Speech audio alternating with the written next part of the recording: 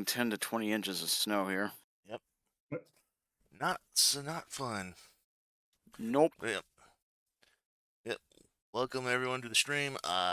You might have overheard that Rayo just mentioned something about 10 to 20 inches of snow. So yeah, the original plan for today was we was going to go and do more Origami King, but due to circumstances beyond our control, we decided we were going to go ahead and switch things up. We're going to go ahead and do a little bit of Ace Attorney tonight, because we got some of our guys here that's looking to experiencing blizzard conditions. And there's a not insubstantial chance that they may potentially lose power. Yep. So, Hopefully, this will be the last storm we get for this year. Wouldn't count on it. Or until November.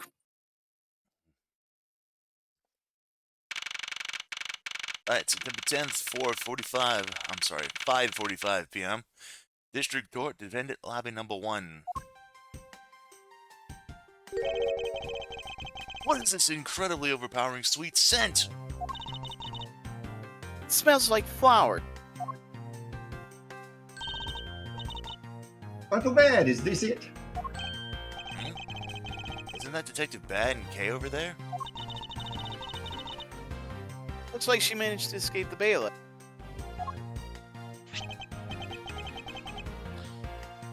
No, that's not quite it.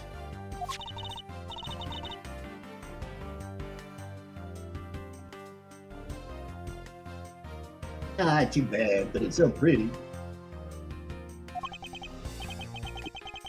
I think you're still too young to be wearing that. Since you found it, I guess I can let you keep it.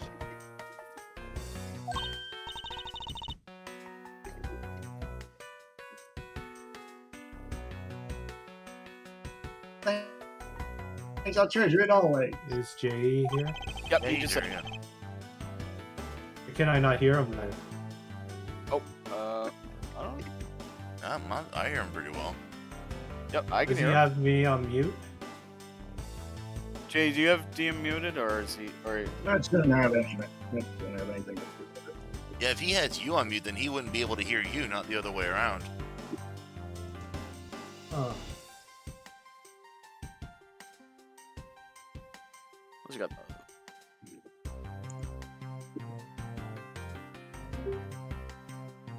Yeah, Tim says he wasn't able to hear Jay either, but now he does. Wait, what? He's able to I hear can you hear now, you. but he wasn't able to hear you earlier. Oh, DM said he can hear you now. I think he's. Must be some airport shit. Or Probably. the storm's getting worse. Those two seem to get along rather well. Oh, here, I've got something else for you. Yay! Thank you, Uncle Bad. Earlier, I ate one of these with gummy. Gummy. Oh, you mean gumshoe? Gummy is. He was trying to be nice to me because I was gonna get in trouble. You ate Pinkie He Pie's got in pet. trouble because he liked to protect me. What was he saying? Something about Pinkie Pie? I was just saying, you ate Pinkie Pie's pet. Oh. Well, His she is gummy. made of candy. Gummy! I know he didn't kill Daddy. Don't cry. Faraday would be sad if he saw you like this. I'm not crying. It's just like we tried. Okay. Oh, it's the mister from before and the lady too. Don't you think it would be a good idea to go home for the time being?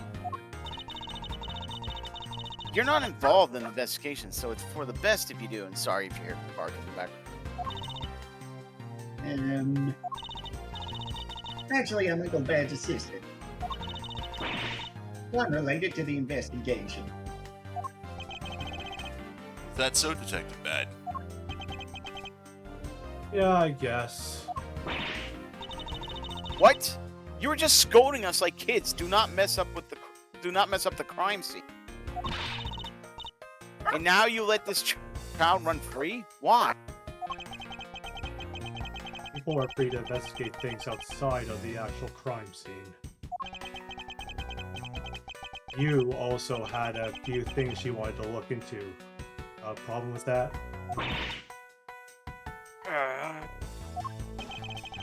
I don't have a problem with that, but I am curious as to what Miss Yu is looking into.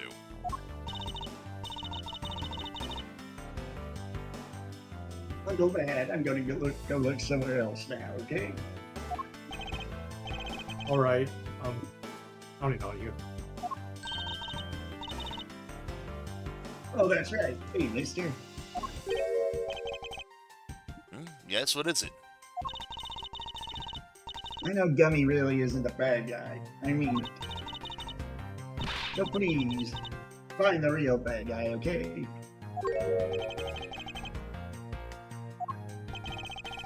Won't forgive whoever did this.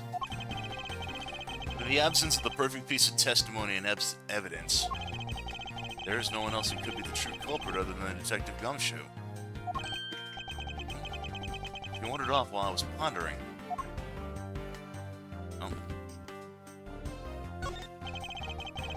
You can see down in the courthouse courtyard from here.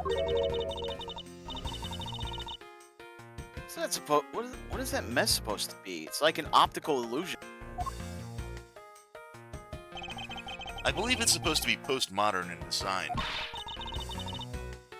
More like thoughtlessness in design. I can't disagree there. Yeah, yep. Detective Bad, what exactly was this case searching for? Nothing in particular. Oh, and I suppose it has something to do with Kay. It does, because she's Faraday's daughter. Anyways, hurry up and get to the point already. I don't have time to waste here. Sounds like you'd rather be left alone. I have something I'd like to confirm with you once again. I don't have anything to say to you. Be that as it may, we still have some questions that need answers to. Now then, first of all, what is that overpowering smell that is permeating this room? Upon entering this room, I thought I was going to suffocate. It's that ultra-strong perfume you wear. She spilled some of it here. I was having a bad time of it myself. I didn't think twice and opened the window, but that smell's still here. Perfume, huh? So the sweet scent in the air is perfume. Well, it's giving off quite a stench. I bet it's some cheap, no-name brand. She said it's a famous brand from overseas.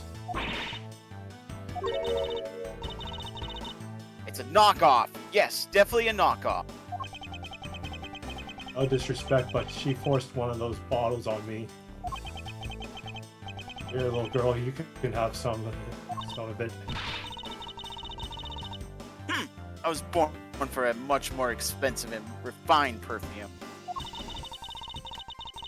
However, seeing as how you just happen to have a spare, I suppose I'll take it. Miles Edgeworth, you will hold on to this bottle without fail. Why can't she ever be honest about her wants? This used perfume dated down my organizer. That looks oddly familiar for some reason. So now we have the perfume Miss Yu wears. Just fantastic. Is that all you wanted to talk about? So I'm going back to my investigation. Actually, I still have a few other things I wish to inquire about.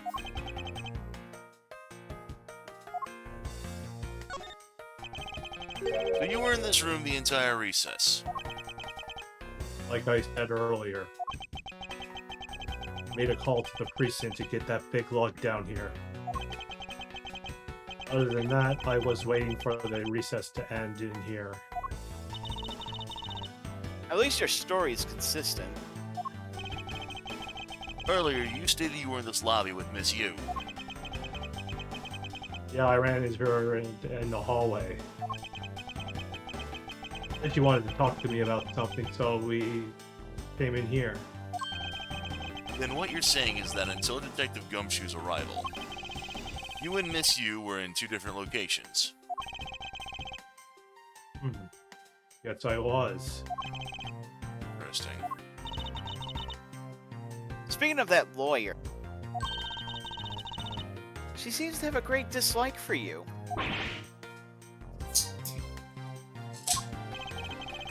Let's see, Miss Yu is the sister of the victim of the KG-8 incident. And, as I recall, Detective Bad was the lead detective on that case. I wonder if the reason for her disdain isn't simply because you failed to guard Cece, but because you were the lead detective on the case. Who knew?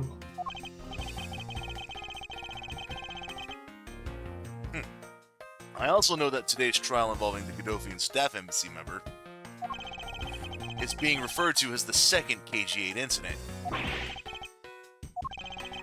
Now then, Detective, I believe it's time you were honest with me. And told me the truth behind your relationship with Miss Yu and Mr. Faraday. And the KG-8 incident.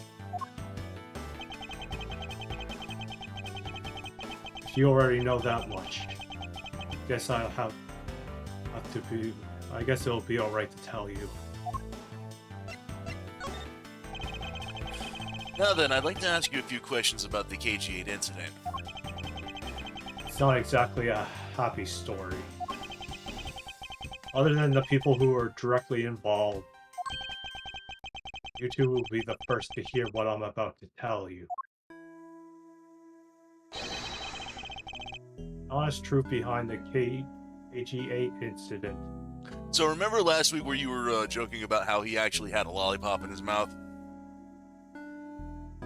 Yeah. Yeah, I was just pointing out, yeah, radio was totally on the money. That yeah, it really was a lollipop. It was so thin at first I thought it was a toothpick. Faraday, you and I. As you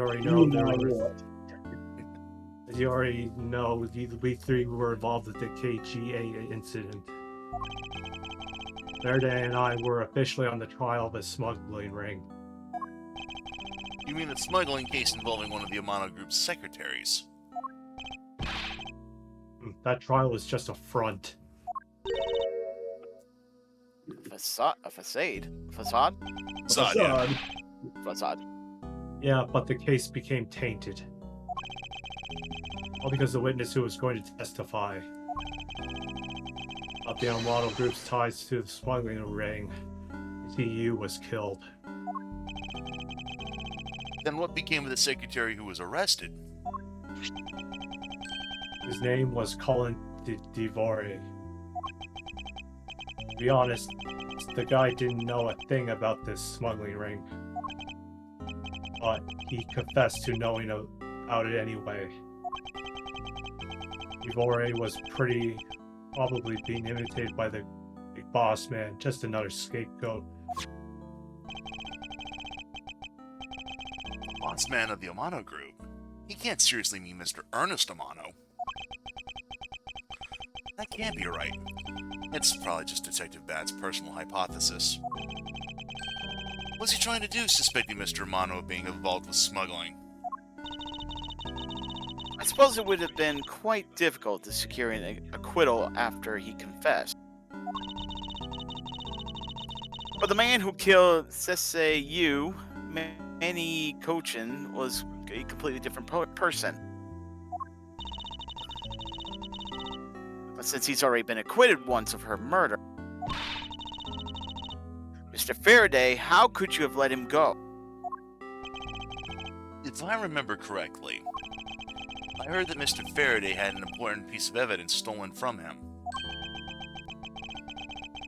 That wasn't Faraday's fault. It was mine.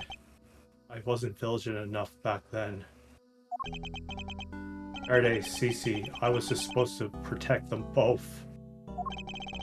Miss Yu did mention that as well. about how Detective Bad was supposed to guard her sister.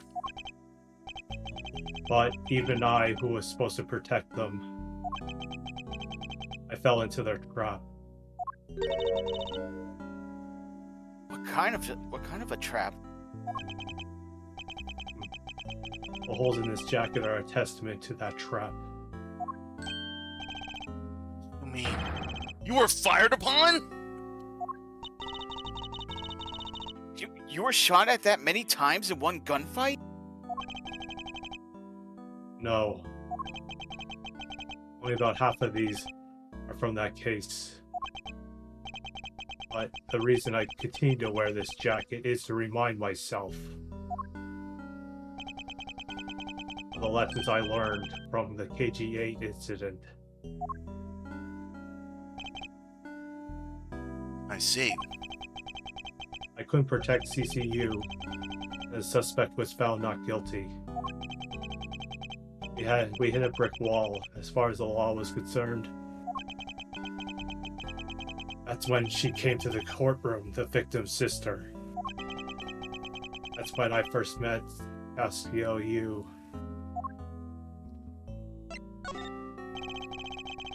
About when you first met Miss Q. It was on the day of the verdict the KG-8 incident was handed down, was it not?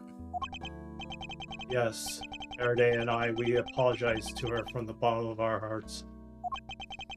It was all we could do. But honestly, just saying you're sorry won't bring the dead back, he said. She gave me a hard slap across the face, and I kicked to the balls. Well, she certainly had a lot of self-control to stop at just the slap. And a kick in the ball. If it was me, not even 100 lashes would have been punishment enough. I suppose not. You said it herself. That you never wanted to see either of us ever again. But after that, you've seen her many times over, correct? Yeah, Faraday and I, even after the KG incident had come to a close, we continued to hunt down the smuggling ring and get involved in a variety of cases. But it was no use. We cracked so many different cases. But the result was always the same. We couldn't find the real mastermind behind the ring. Is the ring really that large? In the pursuit of the ring, we met you once again. It was during another trial related to the smuggling ring. Faraday was the prosecutor and I was the lead detective. At the witness stand, she appeared out of the blue as the defense attorney. Her client was related. Her client was related to the smuggling ring, and she was defending them? Yeah. Yu was pursuing the ring as best she could as a lawyer. I think she defended Rail this time for the same reason. Come to think of it, Miss Yu did say something to the same effect. But I have my own agenda. Still on the hunt for leads regarding the KG-8 incident, alright? And for that, you have not a single qualm about defending a known killer. Don't put words in my mouth. I said no such thing. The only way I had to get close to Mr. Rao was to be his lawyer. I had no intention of covering for him ever. So don't you dare suggest I was going to. Doesn't matter what her reason is. Helping a criminal is just despicable. So naive, little girl. I could have stolen this lollipop from you. That's how naive you are. How dare you insult the daughter of a Von Karma? Just like us, you felt that she had to hit the limit of what the law could do. That's all I can say on it.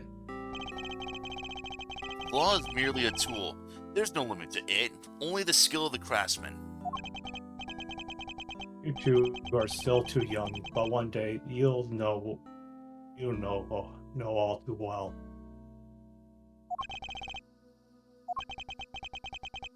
Enough sidetracking. What matters is that we met you again in pursuit of the same goal of discovering the smuggling ring. Well, we've never met before until this day. Oh, you never. That's all. I meant to say since then. Yep. So what was your relation to Mr. Faraday? You even seem to know Kay fairly well.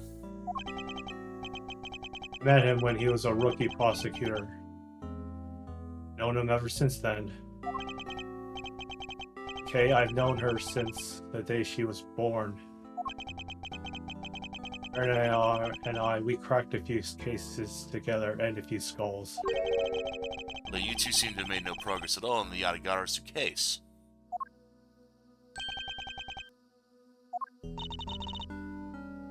Did we touch a nerve? I only have one thing to say. No one knew more about the Yagarasu than me and Faraday. That's why I was called upon to testify in the trial today. Prove that Rael was not the real Yagarasu. It would have done if he hadn't turned around and accused Faraday. After that accusation, I was asked to testify, but this time, prove or disprove the accusation. But I guess I won't be doing that either now. I sense that there's more to this statement than meets the eye. Perhaps a bit more digging into the Yatagarasu is what's necessary. You claim to know much about the Yatagarasu. Would you care to share what you know with me? What you two should be looking for right now is proof of murderous intent towards Faraday and Rael. I agree, which is exactly why I'm asking you about the Yatagarasu. Pardon? The KG-8 incident and this second KG-8 incident, both of these cases are tied to the smuggling ring. And in both of these cases, the witness who was to testify about the ring was murdered. However, there is one point in which they differ, and that is the presence or absence of the great thief Yatagarasu. Mr. Rel claimed to be the Yatagarasu, however, in the middle of the trial. He suddenly declared Mr. Faraday to be the real one. Then, during recess, they were both killed. Don't you find that to be the least bit suspicious? Miles Edgeworth, stop beating around the bush and just spit it out already. I believe that there must be some reason that the two men suspected of being the Yatagarasu were both killed at the same time. Reason, huh? And so, in order to catch Mr. Faraday's and Mr. Rel's cold-blooded killer, I feel that I need to learn as much as I can about the Yatagarasu. So I'll help you solve this case. And I'll tell you the reason why we've never caught him. What was that sudden outburst for? You almost made me whip you by accident.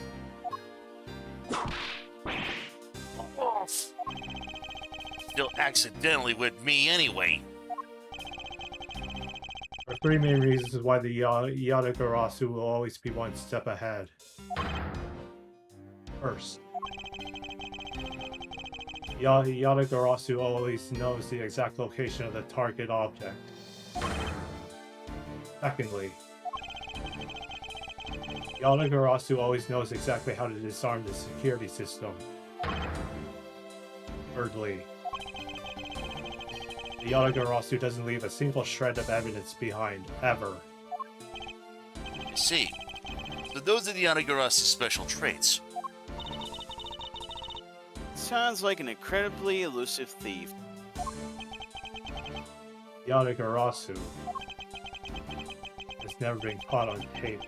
Never tries to draw attention. Would never do something. His lowbrow is commit murder.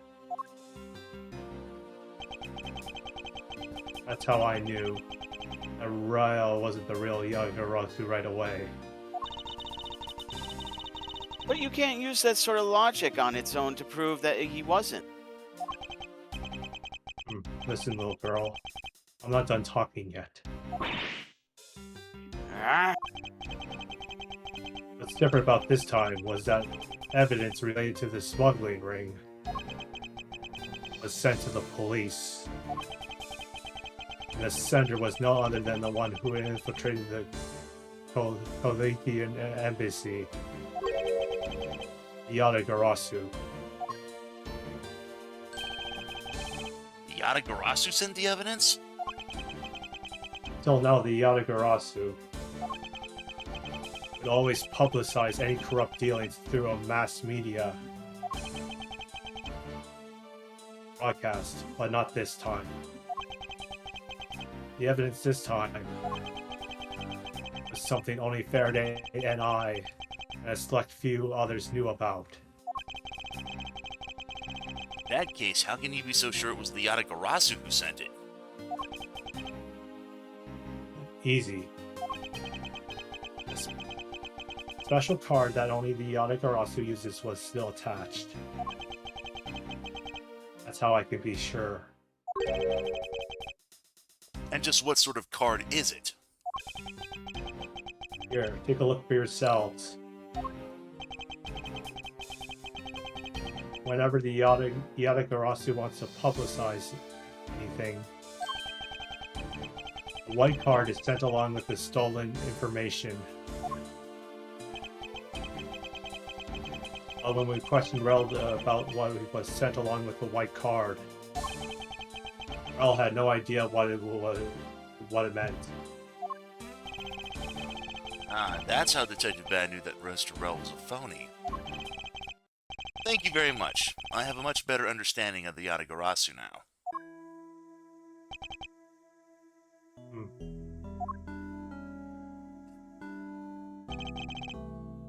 excuse me, Mr. Edgeworth. Yes? His Honor would like to transfer the evidence from today's trial over to you. So if you could please head over to the courtroom, it'd be much appreciated, sir. Understood. I'll be there shortly. Detective Bad, what does the law mean to you?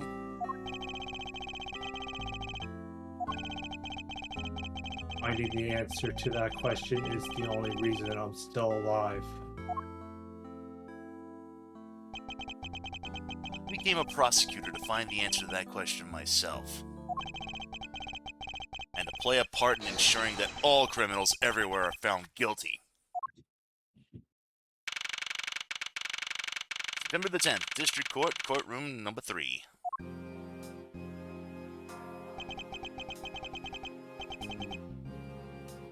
Did you, Jay? Oh, it's you, Mr. Edgeworth. It appears that His Honor's still a bit dispirited.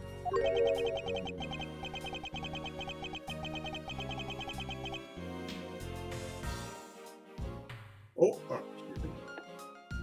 For the first time today, I experienced what it's like to stand at the witness stand.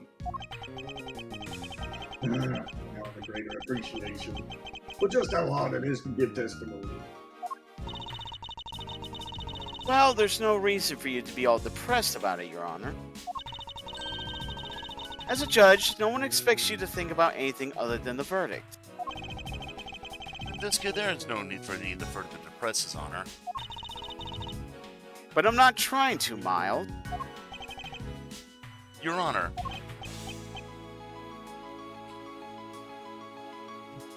Yeah. Your Honor, I've come to collect the evidence that was to be transferred to me. Yeah. Your Honor, the evidence? I... Your Honor! You, yes, can I help you? I'd like to collect the evidence now, sir. Your Honor, do you think you could stay focused long enough to at least job? Yes, I'm sorry. And I would accept that the defense attorney has yet to arrive. She is busy with the investigation, so let's keep this brief, shall we? Very well. In that case, please confirm that all the pieces of evidence are present. Furthermore, the evidence that was used in the murders of Mr. Faraday and Mr. Vell also included, so please go ahead and use them in your investigation into that case. Understood, Your Honor. Pieces of evidence that were used in the murder of those two men. This could be a very good chance for me to find new leads regarding their case. And maybe even something that'll finally lead me to the truth. I placed all the evidence over at the prosecutor's bench. I see. Thank you very much. I will go and confirm that they're all accounted for. Yep. Examine the evidence. So this is the evidence related to today's Cadovian embassy trial for Mr. Faraday's bag. You mean the evidence bag that was on the table in lobby number 2, right? Yes. Finally, we can now take a look at the evidence itself and not just data about them. Let's be sure to thoroughly examine them while we have the time. Agreed. I want to take a good look at all of the evidence from the embassy murder, too. And why is that? Because I still don't fully understand what today's trial was about. Don't point your crop at me just because you don't know something. And don't you try to order me around just because Papa chose you today. I see someone's still a little sore about not being picked by Mr. Von Karma. It's also real to see the knife up close. So we have the knife, the gun, an envelope, and... what's this organizer doing here? Oh, that's right, I completely forgot it. About what, Your Honor?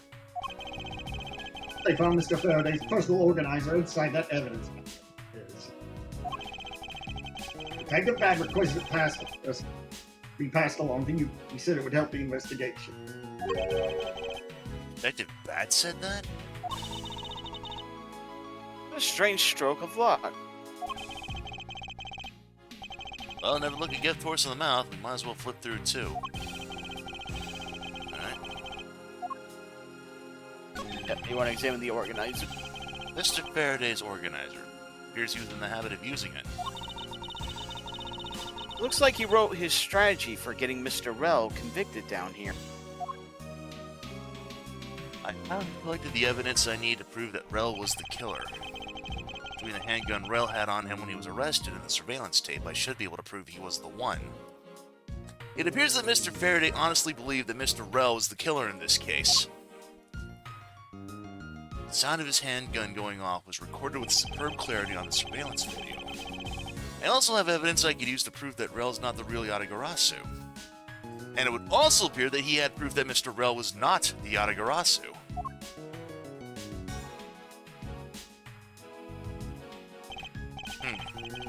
And apparently he also had a very definitive piece of evidence.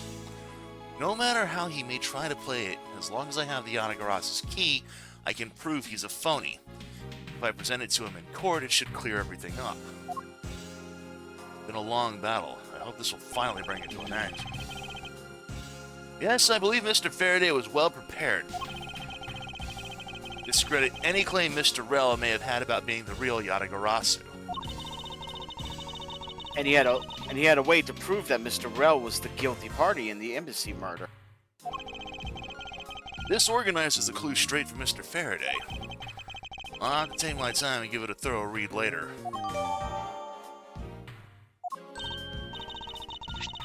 Look, there's a picture stuck between these pages here. It appears to be key. And a rather ornate one. Oh, I'm sorry, that's Oh, you. that's me. And a rather ornate one at that. Just look at the design on the handle. Craftsmanship is superb. Could this be the Yatagarasu's key Mr. Faraday mentioned in his organizer? I was gonna say, I could actually see that being used as a keyblade. Yeah. The Yatagarasu key.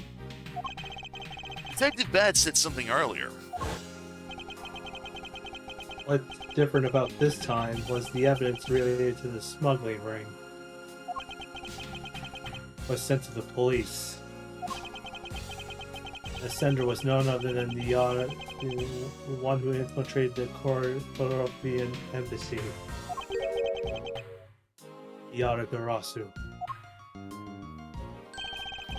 Yatagarasu sent the evidence? So now the Yatagarasu will always publicize any corrupt dealings through the mass media. Not this time. Evidence this time. Something only Faraday and I knew. And a select few others knew about. Mr. Faraday must have been trying to keep the secret key safe. As the prosecutor on both the Yatagarasu and smuggling ring cases, that's to be expected. Alright. Alright, it seems to be- Okay, let's see. Now examine the knife. Examine the knife that was used to kill Mr. Faraday. Who would have thought that such a beautiful piece of art could be used for such a cruel act? It's never crossed your mind that you used your writing crop for the wrong purpose? That's odd. What is it? Mr. Faraday didn't mention anything about a knife in his organizer. That certainly is odd. The weapon that was used to kill the Godothian embassy staff member was the gun. But if that's the case, where did this knife that was used to murder Mr. Faraday come from? Isn't it obvious? It was brought into the courthouse by Mr. Bell. That's the only logical conclusion, right? No, because it's not that easy to smuggle a weapon like that in here to begin with. Every person who enters the courthouse doors is checked thoroughly for contraband. Furthermore, the suspect was handcuffed, making it impossible for him to bring a knife as large as this inside. Case. How do you suppose this knife ended up inside the courthouse? I need to think carefully here. There's nothing related to the knife written anywhere in Mr. Faraday's organizer.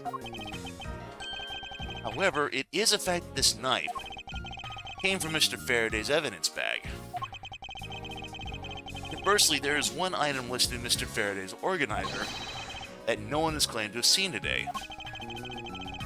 So in order to solve this mystery, I believe I will need to take another good look at the evidence. Edgeworth, can I take the fact that you have yet to answer me to mean that you don't have an answer for me? Actually, I do know the answer, Franziska. What? Then what is it? One of the pieces of evidence we've been holding has been hiding a secret of its own. And it was through this piece of evidence the knife was brought into the courthouse. That would be... Yep.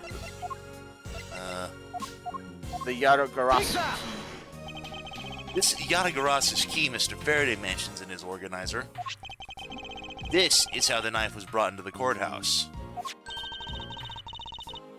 You're not making any sense, Miles Edgeworth. You just need to look a bit closer, Franziska, to see what I mean. Yep, you check the hand. Don't the color and the ornamentation of the key's handle remind you of anything? To remind me of the knife. Very good. Both the Yatagarasu's key in this photo and the murderer's knife have this very unique design on their handles.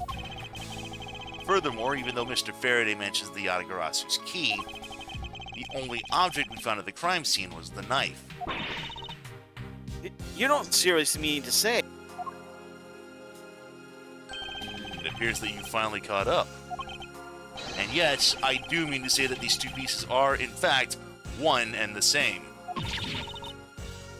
But that's impossible.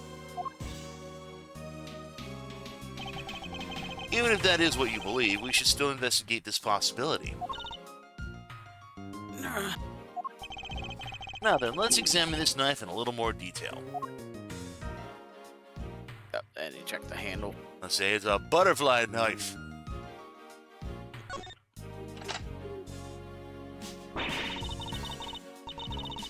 I can't believe it. It turned into a key. To think there was such a trick to this thing. So the weapon used to kill Mr. Faraday is actually the key the Yatagarasu stole. This piece of information is more critical than anything we've learned up until now.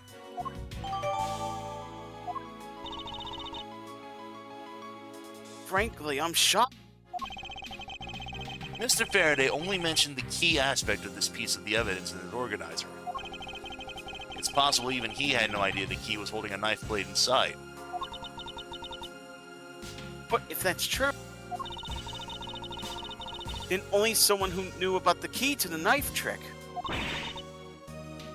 could have killed Mr. Faraday. Even among law enforcement, this key was top secret. We're looking for someone who knew even more about the key than even Mr. Faraday. Meaning that the only person it could be is the one who sent the key in the first place. The great thief Yatagarasu. Then maybe Mr. Rel really was the Yatagarasu. And he was the one who killed Mr. Faraday. Isn't that one possible scenario? No, not really. Especially since Mr. Faraday was absolutely convinced that Mr. Rel was not the Yatagarasu. Besides, as Detective Bad said earlier, When we questioned Rel about what was sent along with the white card, he had no idea what it was or what it meant. I see. Alright then, I guess the person who knows the trick behind this key is someone else, and that person is the real Yatagarasu. it seems that this key is truly the key to solving this case. Alright. Now examine the documents and go to note. And notice it. Take a quick look through these documents till the trial started. Sorry if I cut you off, Ben. I didn't know if you were saying That's something. fine. Yeah. Well, I wasn't even afforded the opportunity to skim it.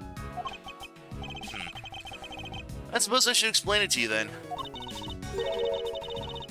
Yes, you should. Perfectly and in its entirely, if you please. Yep. On the night of September 8th, an embassy staff member was killed in front of the embassy. The staff member died of shock due to being shot in the heart.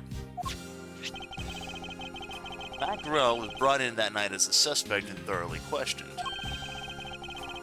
because the murder weapon was found on him, for which he was arrested on the spot. A simpleton of a man, that's what he was. Perhaps he was, for the weapon wasn't the only incriminating evidence we had. Mr. Rel was caught in the act on film by a security camera. He was an even bigger simpleton than I thought. I can't believe he didn't notice a security camera. Kudopian Embassy's security system is supposedly very well designed. He may simply not have been aware that there was a camera in the area. So have you seen the contents of the video for yourself? Yes, the surveillance video the security camera took was played during the trial by Mr. Faraday. You can clearly identify Mr. Rel on it. Even the sound of the gunshot was crystal clear. So the footage included sound, huh? I don't think I've ever wanted to see the moment of someone's death in real life. Me neither.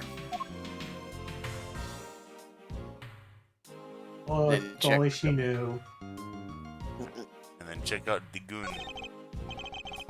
This guy was originally used to kill the Cadofian Embassy staff member.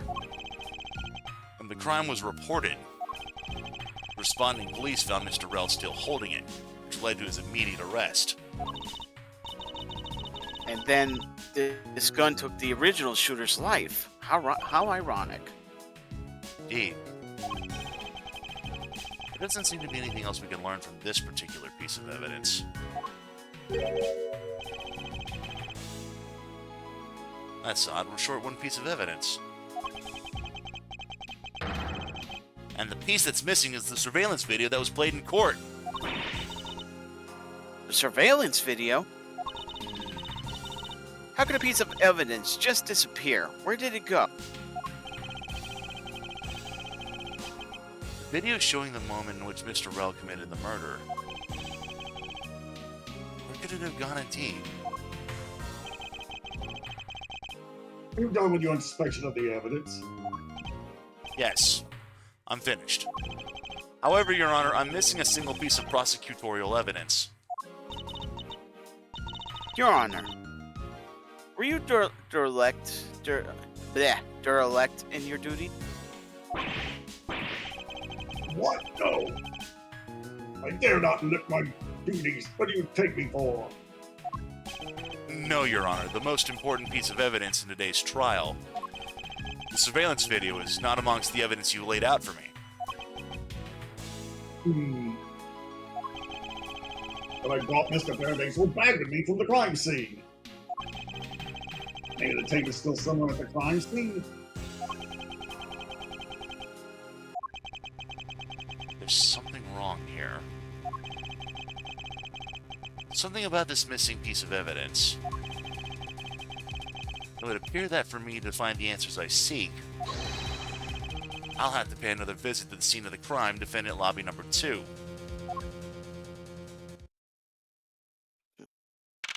Probably stolen. Oh, what do we have Hey. here? We got this dude again. September 10th, 6 p.m., District Court, defendant lobby number 2.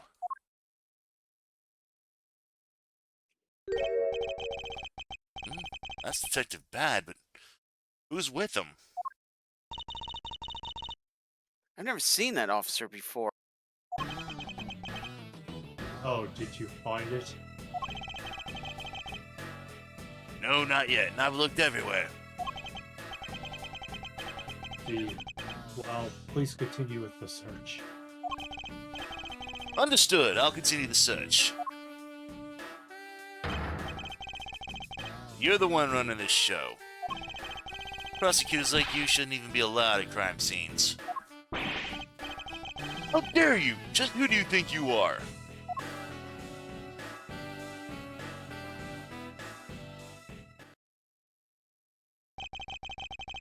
What was that all about?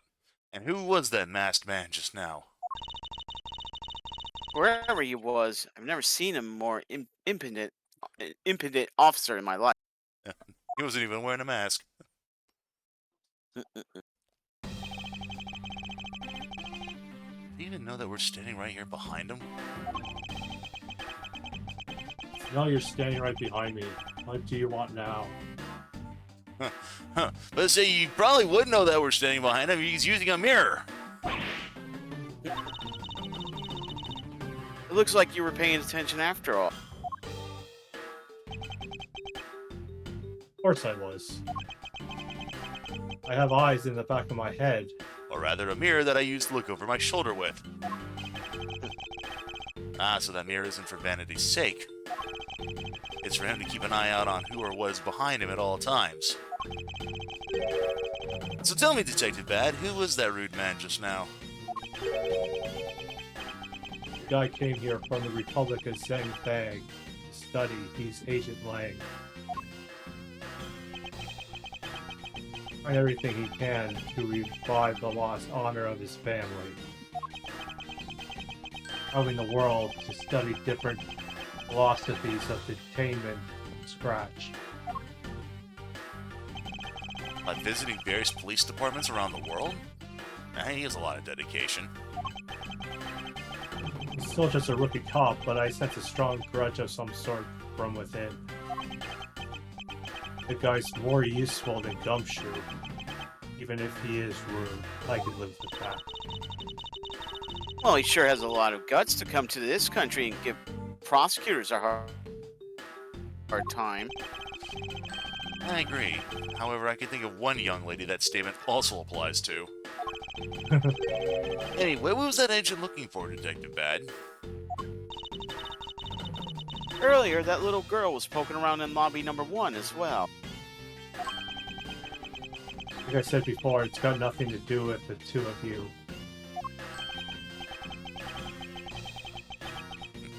I highly doubt it has nothing to do with me.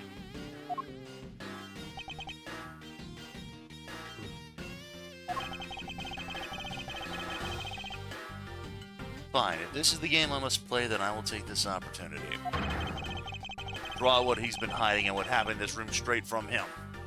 Straight from him. Hey, you want to talk to him? Yep. Earlier, you were in lobby number 1, and now you're here in lobby number 2. You are quite the busy man, Detective Bad. Multiple returns to a crime scene brings about success. That's what we detectives say. Often say. I see. In that case, you wouldn't mind if I asked about what happened again, correct? I don't have anything left to say to you, boy. Boy! You'll see. I will draw my answer from you one way or another. Would it kill you to help us even a tiny bit in your investigation? I gave Faraday's notebook to the judge earlier. That's help enough, don't you think, little girl?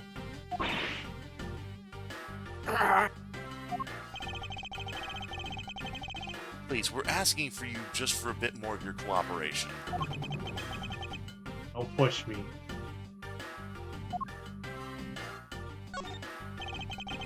I'd like to ask once again about what happened around here at the time of the crime.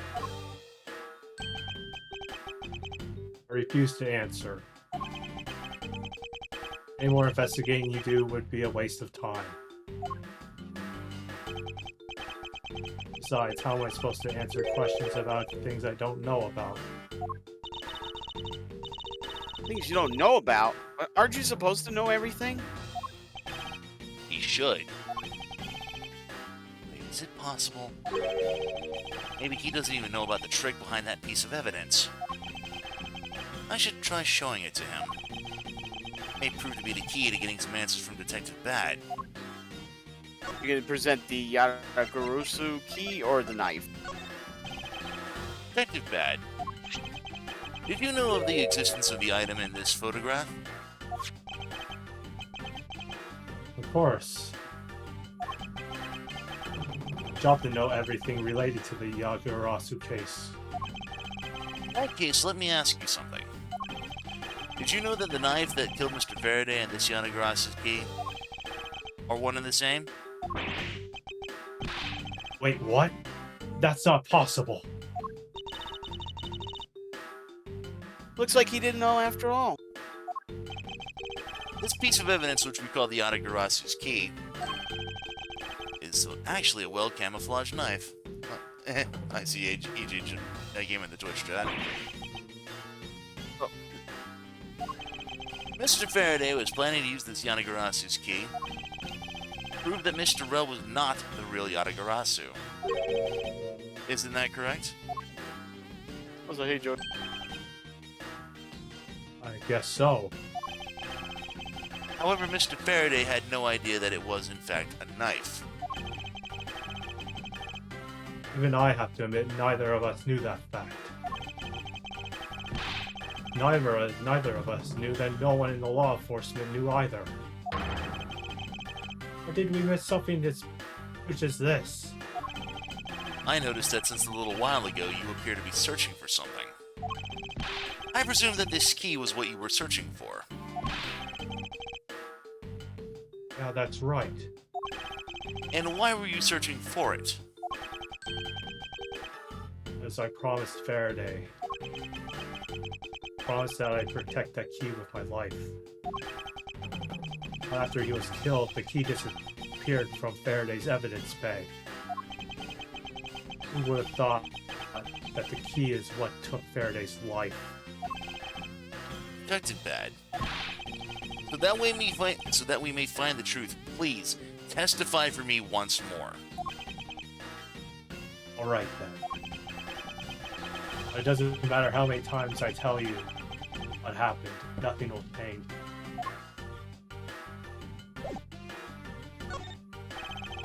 Detective Bad, I ask that you please testify one last time about what happened in lobby number 2 and what you experienced in lobby number 1. My answer's still the same. And this is the last time I'm going to do this. That's fine, because I only need this one last time to clear everything up and find the truth behind this case.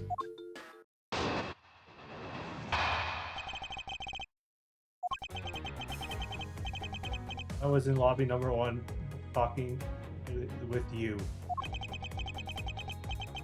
We were talking about some trivial things, oddly enough. I heard the gunshot right before the trial was about to reconvene. We heard it, you and I immediately dashed out into the hallway together. I saw Gumshoe gooping around there, and then we all ran into the lobby number 2. Sounds like the exact same story he told us before. Indeed. However, I feel that we have yet to draw out all the information that we can. We wish to press You this want to press third the third statement. statement. Even Agent's like talking with yourself, me, or you. It's like the same joke we've been making pretty much this whole case. Hold it! So until you heard the gunshot, did you notice anything else that was out of the ordinary? I didn't hear any other strange sounds until that gunshot. The gunshot Detective Bad heard was really the one from the murder. That would give that other piece of evidence an entirely different meaning. I ask that you please amend your testimony with that statement just now. Sure. And this is no dialogue here, DM. I didn't hear any other strange sounds until that gunshot. Of And course, you when present by the the piece gunshot, balloon. you mean the... you need the balloon piece here. Objection! This pink balloon. Detective Bad, does this balloon fragment remind you of anything? Same color as the one Kay was holding. Oh, so you knew about this girl's balloon. About that girl's balloon. Yeah, I was sitting with her up in the gallery. During recess, just before we split up, I filled the balloon up for her. Well, as you may have already surmised, this piece did indeed come from Kay's balloon. Oh, what about the balloon? I wonder if you might remember hearing this balloon pop at some point. What are you getting at? This fragment was found in the hallway, right in front of lobby number 2. Furthermore, it was the sound of this balloon popping that the judge mistook as a gunshot. Oh, the sound that the judge heard was not actually a gunshot. On top of that, His Honor said that he heard the balloon pop. About 20 minutes before the trial was to reconvene. Yes, which means that His Honor heard the balloon pop in the hallway. When you were in lobby number 1, Detective Bad. And if you were in lobby number 1 at that time, you were close enough that you should have heard the balloon popping as well. Oh?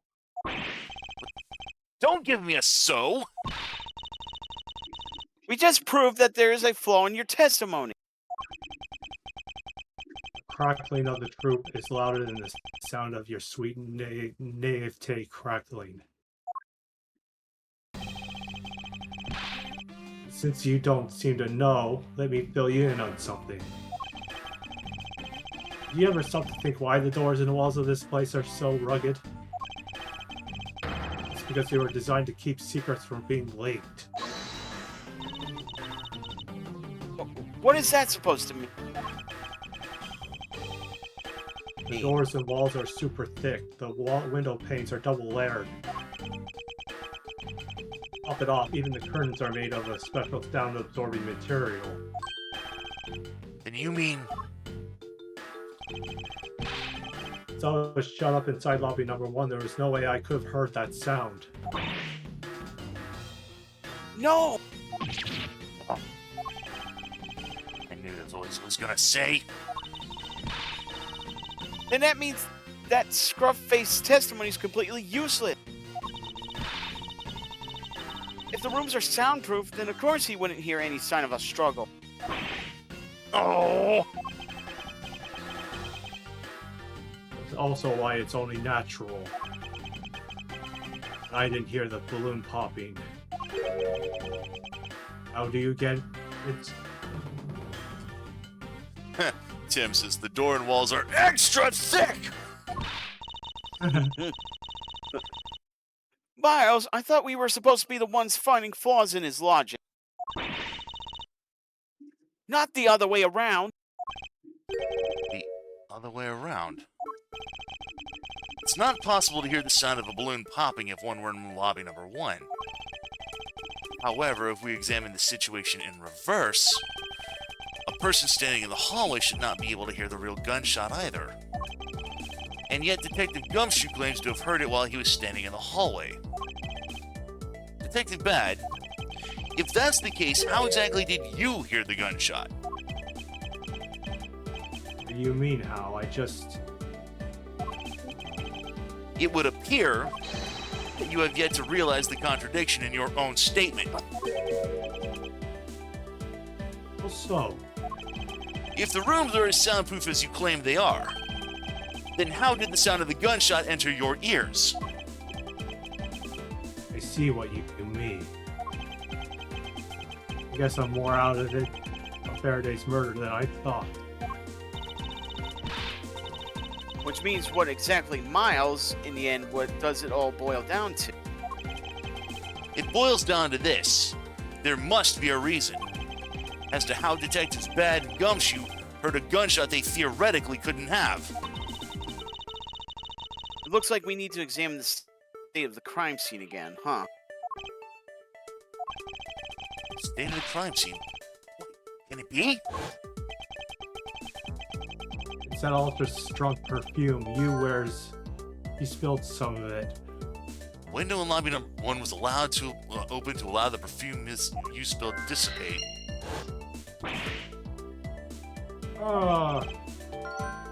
Way too noisy. Lobby number 2's television. It looks like it was set to an incredibly high volume. The surveillance video? How could a piece of evidence just disappear? Where did it go? Where did the surveillance tape from Mr. Faraday's bag disappear off to? Alright, so... Lobby number 2 window. It's all coming together. Sorry, what was you saying? It's all coming together now. Alright, and radio? No, I was just saying what the, yeah, you got the answers right. It's simply not possible for the killer to have escaped through the barred windows. And yet the fragrance of the perfume managed to escape from defendant lobby number 1.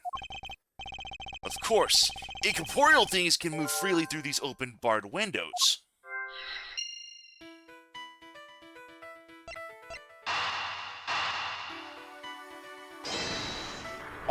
Actually, Ben. No, it's very loud and, Not exactly a shining example of perfect line of logic. yep, very loud and television. Yep, the open. Now then, what else besides the smell what else besides smell can go both in and out of an open barred window? The answer is sound. So no matter how careful the killer was, if the windows were open, the jig would be up. And since the windows in both defendant lobby number 1 and the hallway were open, that explains how the sound of a gunshot can be heard in both locations. Yeah, and then those. The missing piece of evidence is a video that shows the moment in which Mr. Rel killed the embassy staff member. The sound of the gunshot left quite an impression on me when it was played during the trial. The video should have been returned to Mr. Faraday's evidence bag for recess and brought back here.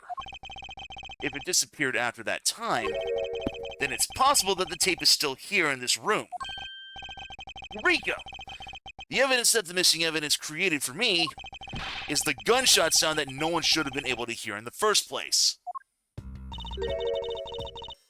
Miles, what have you been thinking about? Stop wasting time thinking and let's start looking again. It's not a waste of time to think, for I have figured out where we should look. And where would that be? I believe we should examine the television. TV. Well, you kids have fun. Go ahead and examine the whatever you like.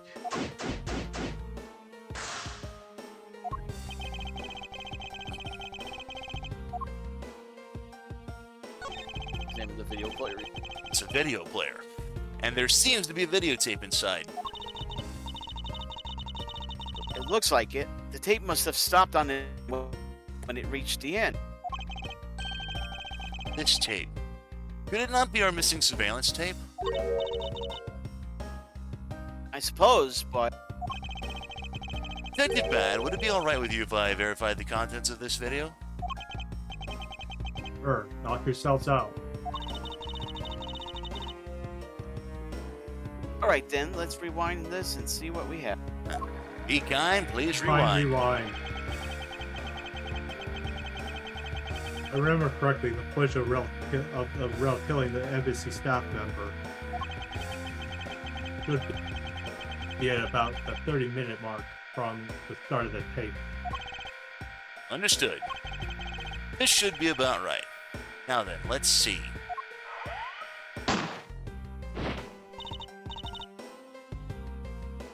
This is the footage of Mr. Rel shooting the embassy staff member. I knew it. The missing piece of evidence, the surveillance video, was here all along.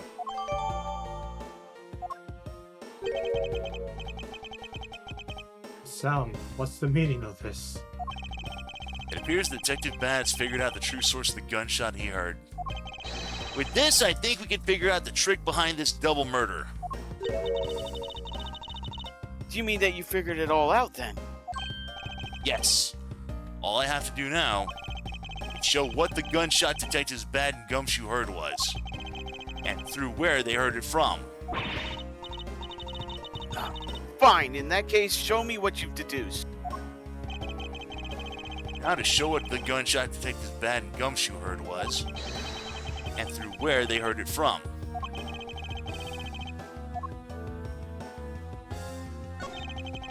Window. Just as with the spilled perfume in lobby number 1, if the windows were open, that piece of evidence sound would also dissipate out. Now to show the gunshot. Yep.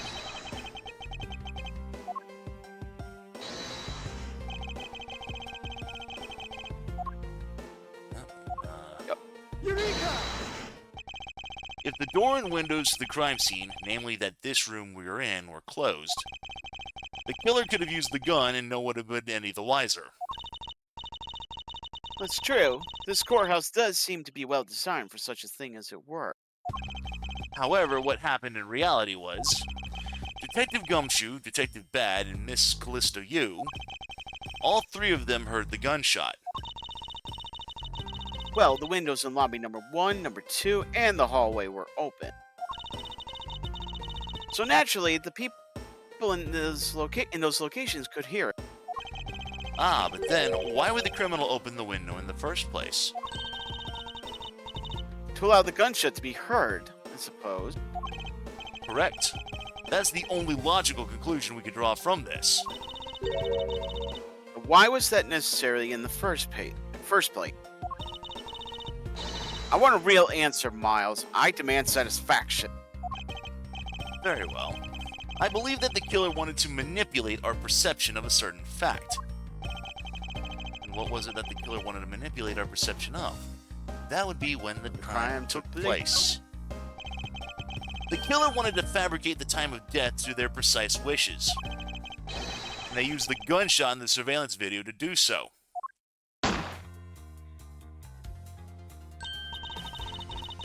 So that's why the tape was left running. You mean the gunshot I heard was just from this video? Yes. Which means that the murders really occurred at an earlier time than we both thought. It must have been during the recess, but before Detective Gumshoe was on guard duty. Someone who has no alibi for that time period.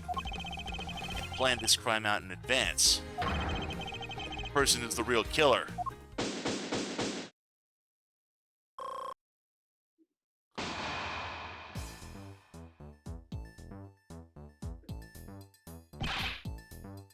Mr. Edgeworth, Yes, what is it? Miss Yu is asking for you. She's in the courtroom. She says that she's identified the murderer, but that she wants to clarify something. Looks like Miss Yu is still investigating something. Understood. Please tell her that I will be right over. Okay. Oh, that's bad. Come along, I want to hear what she has to say about all this. It would appear that the time has come to uncover the truth.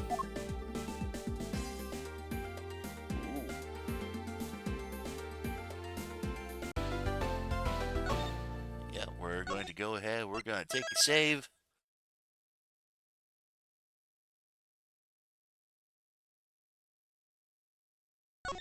I am going to go ahead and take a bit of a break here. I'm going to want to stretch my legs, and I want to grab a little something before we continue on.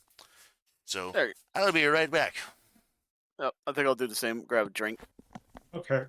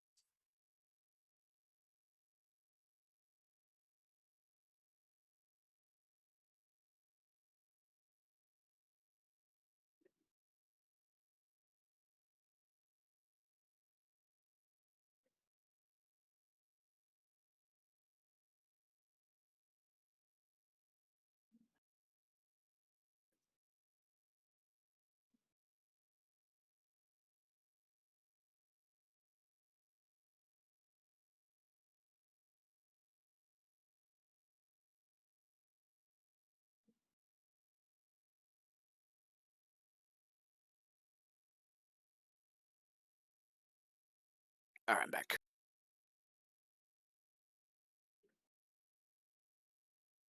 Same here. Hey, Ray, too.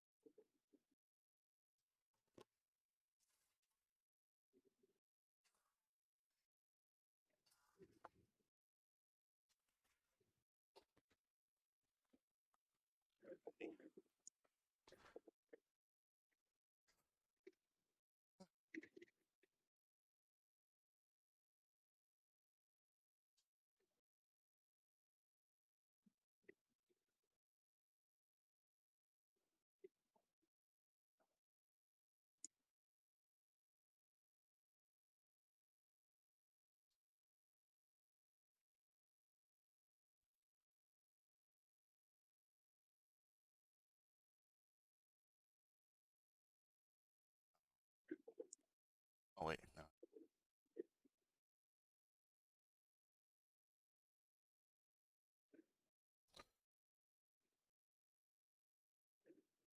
Say I'm technically back. Yeah. Just want to make sure. It's one thing I'm.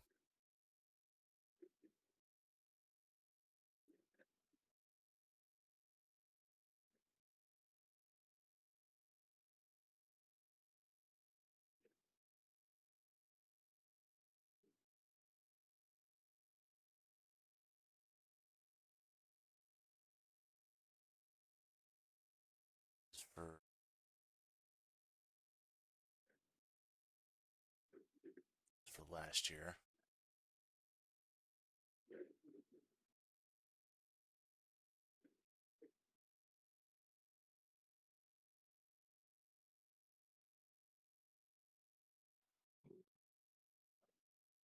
Excuse me.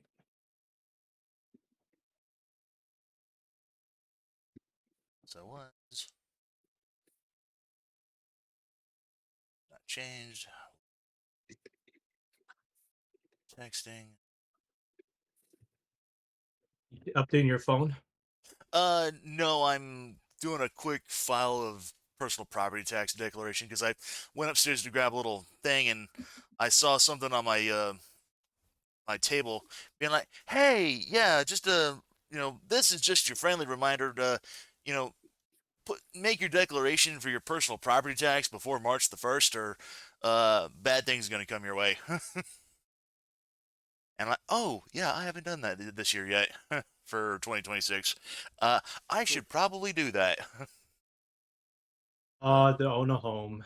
Yeah.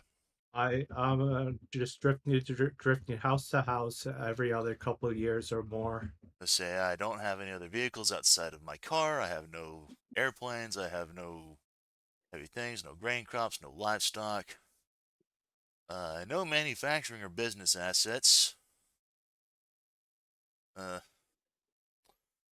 Say, yep. That is name. This is my phone number. No. Yep. Took me all of like 2 minutes, if that. Right. Let us move on. September 10th, 6:15 p.m. District Court, courtroom number 3.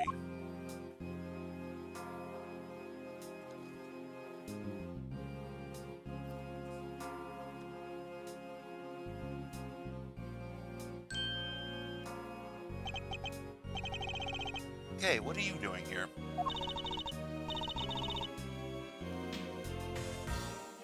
Hello, Mr. I'm still investigating.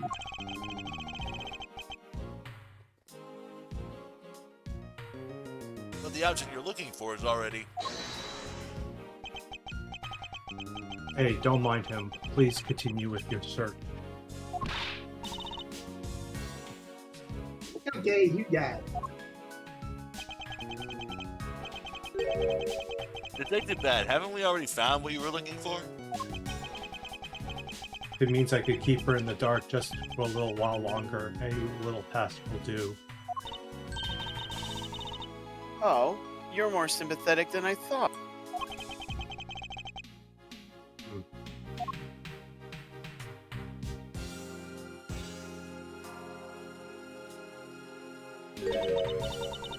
I've been waiting for you, Edgeworth.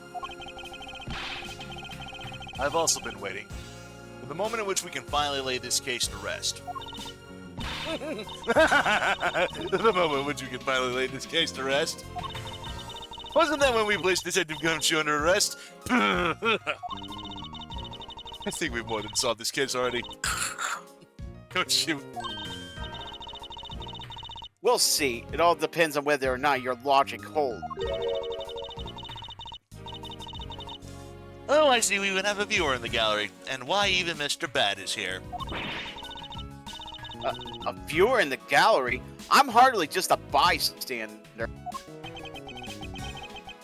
I have a duty to see this case through to the end. No matter how it may turn out.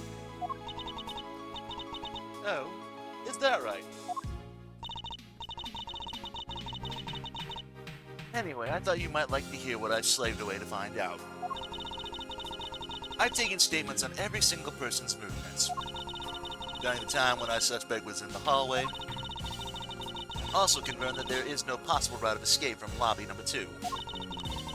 Therefore, the killer will be, without a doubt, Detective Gumshoe. And that's all you have. Yeah, that's all there is to my conclusion, and this case. Sorry, but I beg to differ. In a trial, there is always time for rebuttal, and we are standing in a court of law. It'd be more than appropriate to follow the rules of court in this case, don't you think?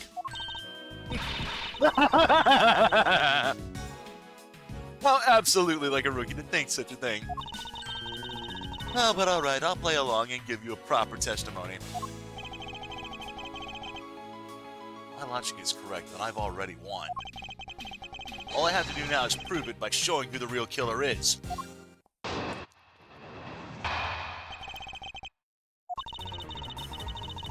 Everyone, sans the suspect, has an alibi for when the gun went off. Furthermore, the errors around the crime scene have all been thoroughly investigated, right? I also confirmed that there is no possible escape route from lobby number 2. Which leaves us with one unshakable conclusion, that Detective Gumshoe's the killer.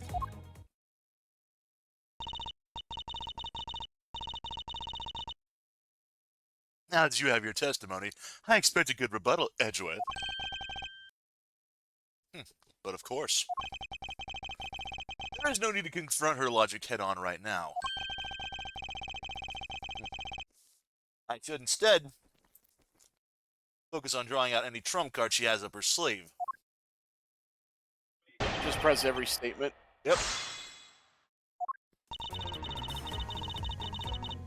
Hold it! Sans the suspect, what's he doing here from Snowden? I mean, wait, no, not that Sans. But I thought Detective Gumshoe's alibi has already been proven. Are you joking, Edgeworth? I assure you this is no joke. Look, I know you heard from the judge earlier that the detective was in the hallway with Mr. Faraday's daughter eating a Swiss roll. Yes, that's correct. But see, that was 20 minutes before the real gunshot went off, right? And the problem is, there's no one else who can corroborate what he did since the snacking. See, she's done her research well. Which means that I should focus on drawing out whatever trump card she's withholding. Hold it!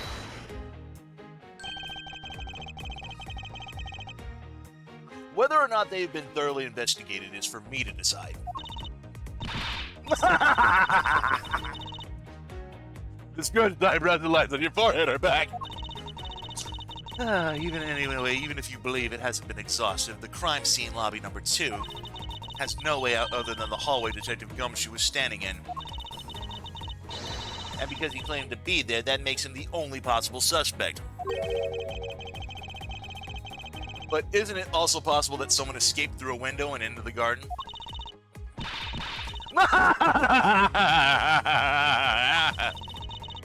That's the first place everyone looked, silly. The police aren't a bunch of lazy bums. They looked into every possibility, you know. Isn't that right, Mr. Bad? Yeah.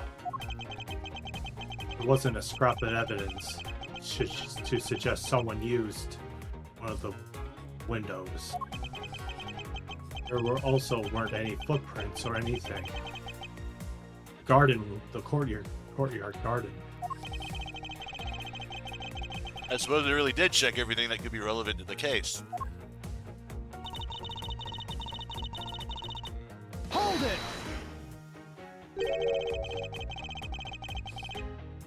Now, are you absolutely certain that there are no possible routes of escape? Of course I'm sure. And why are you so certain? This is a courthouse, the place where criminals are brought to be judged. If there was an escape route, I'm sure every criminal would be using it to escape. It's just common sense.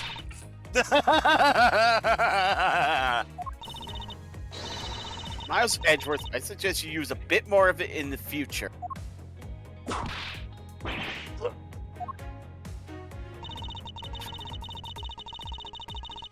Hold it! You may think it's unshakable, but to me, there are still too many unanswered questions.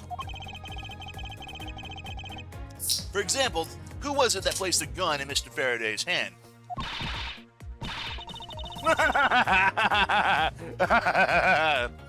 You're the only one still wondering that. Captain Gumshoe probably had no idea which hand Mr. Faraday used to write with. Even if you know someone, it doesn't mean you'll know which hand they write with, right?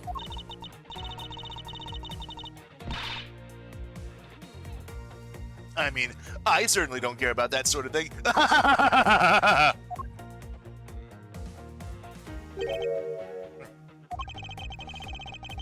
not allowed to let her get her. I'm not allowed. I let her get a rise out of me with such a flippant statement. Suppose we really reached the end now. I already have my trump card ready. All that remains is to play it.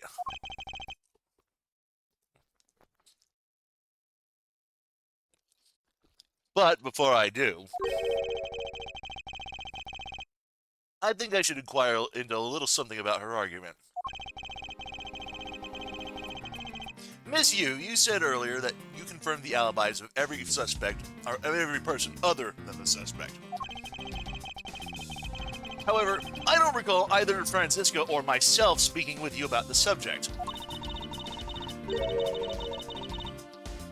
Ah, but there were witnesses. For you, there's your mentor who gave you an alibi. I see. As the little girl, she came to the courthouse during the recess. I was stopped by a security guard at the door to the hallway. She gave him quite a whipping for that, or so I've heard. I'm the daughter of Manfred von Karma. And I will not be forcibly stopped by a guard or a bailiff or anyone else. Wait, so basically the only reason Francisca bothered to show up today was because she found out that I was to be the replacement prosecutor? By the way, Miss Yu, what about everyone's alibis before Detective Gumshoe was assigned to guard duty? Well, what about them? Have you looked into what people were doing during that span of time? What kind of idiot do you take me for? It doesn't matter when the killer went into lobby number 2. From the time we heard the gunshot, to the time Mr. Bad and I arrived on the scene as we dashed from lobby number 1, the only person who could have committed the crime was Detective Gumshoe. Yes, let's talk about when you and Detective Bad heard that gunshot, shall we? I suppose that if we go by your logic, then Detective Gumshoe is the only one. However, what if the crime had occurred at an entirely different time than when that gunshot you heard went off? What then? That gunshot was a trap meant to manipulate our perception. Sadly, your explanation is very lacking, Edgeworth. The gunshot we heard in lobby number 1, can't you explain how that could have been fabricated? Surveillance video. Take that! Tape? Yes, it's exactly what you think it is. This is the surveillance tape of Mr. Rell the prosecution presented in today's trial. This was found loaded in the video player in lobby number 2. That was connected to the large television that had its volume turned all the way up.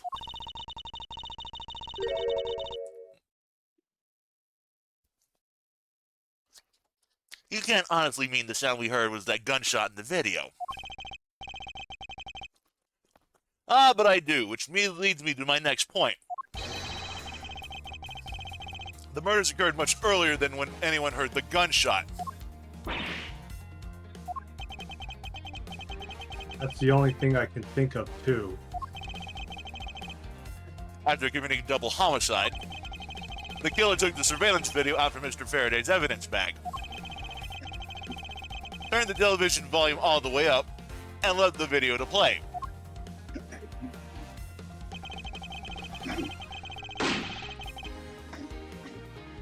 If played from the very beginning, it would take 30 minutes for the gunshot sound to come on. And since we now know that this method of time manipulation is possible, it opens up the possibility that the killer is someone other than Detective Gumshoe. Objection! Sounds from the television don't amount to much here. But of course, Mr. Prosecutor Edgeworth and Little Miss Von Karma already knew that much from the very beginning, right? Of course we knew. Didn't we, Miles? Yes, of course. We know about the soundproof quality of this courthouse's rooms. course, I'm not about to admit we had no idea until a while ago.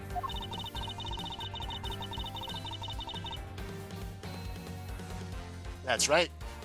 And if the rooms are soundproof, then we should not have been able to hear it. And yet we heard the gunshot clear as day. And that's it, end of story. But it's not. How should I explain why she was able to hear a gunshot from a soundproof wall? Window was open. There is actually one common point between lobby number 1 and lobby number 2. And that is, despite the fact that both rooms have air conditioners installed, a window was open in each. Now we know that the window in lobby number 2 was opened by the killer. However, a window in lobby number 1 was also open. Objection! It's probably just coincidence that they were both open at the time. Objection! It is no mere coincidence, I assure you. Why was the window open in lobby number 1? The answer is that a certain person did something to cause a window to be open. And the person who triggered that action, that person is the real guilty party. The real killer in this double murder is you. At least still you. You! You, Miss You. I hereby formally indict you of the murder of Mr. Faraday and Mr. Rel. What? You indict me? Are you serious, Miles? Why do you think she is the killer? I don't understand her motive just yet. But of course I'm serious. Because she is the only one who could have done it. Well, Miss You, do you still feel like laughing now? Of course I do, Edgeworth. My argument must not be tight enough yet. Although I never thought things would spiral into this. But I'll have you know I'm enjoying this dance quite a bit. I guess it's time for my own rebuttal now, right?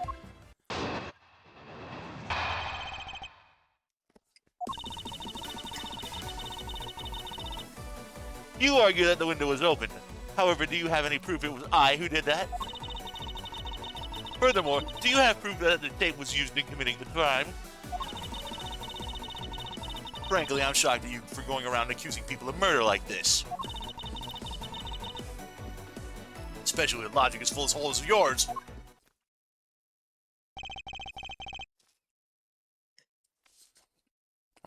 This is where the fun begins. This is where the... You beat me to it. I mustn't let my guard down for even a second, or the truth will blow away.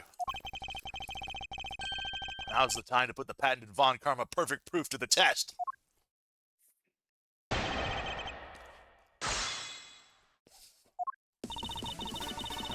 Present Miss U's perfume on the first date.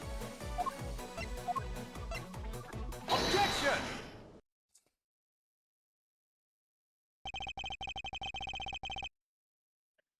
I'm sure you've seen this before, haven't you, Miss You? Edgeworth, I never knew you were into wearing that kind of perfume. Not exactly what I'd recommend for men, you know. This isn't mine! That's right, it's mine, and I received it from Detective Bad, you see. It's you. You can pretend all you'd like, but we know at least this much is for sure. That you are the one that gave this bottle of perfume to Detective Bad. And that you're super easy to rile up. So, what about the perfume?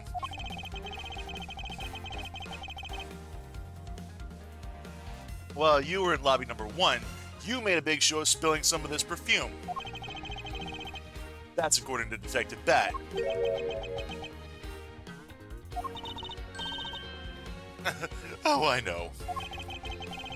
Also knew that if you spilled it, he would he would naturally move to open a window. Objection! Come now, I've already told you that all it's just a big coincidence. After we opened the window in lobby number 1, I just left it open, you know? So maybe it was just dumb luck that we heard the gunshot through the window. Objection! The timing of when you were going to spill the perfume is something you could control. And the most important fact about this case is when people were made to hear the shot. Furthermore, it would have been pointless if you didn't have an alibi for yourself at the time. You mean? Miss you were the one who called Detective Bad to lobby number 1. When you saw him bring Detective Gumshoe into the hallway. Is that correct? All today's remediated events could have only been thought of by you, Miss You.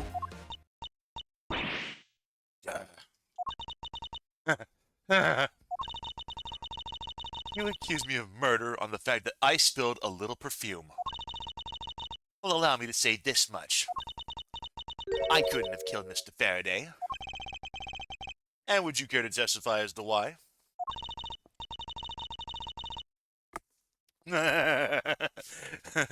Look, I've had a lot of fun today, really. Even Tim says, I told me one of the one asshole who did that aggressive laughing at everything, and I'm looking forward to her eating shit. I like the ethos laughs. But I grow weary of this game of cat and mouse. Let's make this the final testimony and wrap up this absurd case once and for all.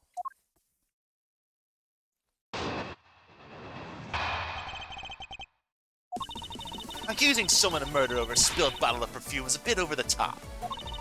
But I suppose forgery of evidence is to be expected of a disciple of Bond Karma. In any case, it simply could not have been me who killed Mr. Faraday. After all, I don't even know where the knife that was used to kill him came from. Miles, her testimony is flawless. Yes, but no matter what sort of trick she may try to pull, she won't escape me. If I'm lacking in information, I'll just draw it right out of her. Press the fourth state. Yep.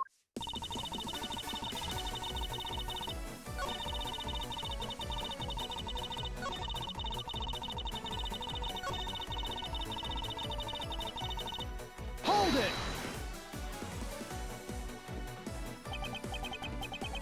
At this rate, she'll inevitably escape. But she really was the one who killed Mr. Faraday. She must have known about the existence of the knife.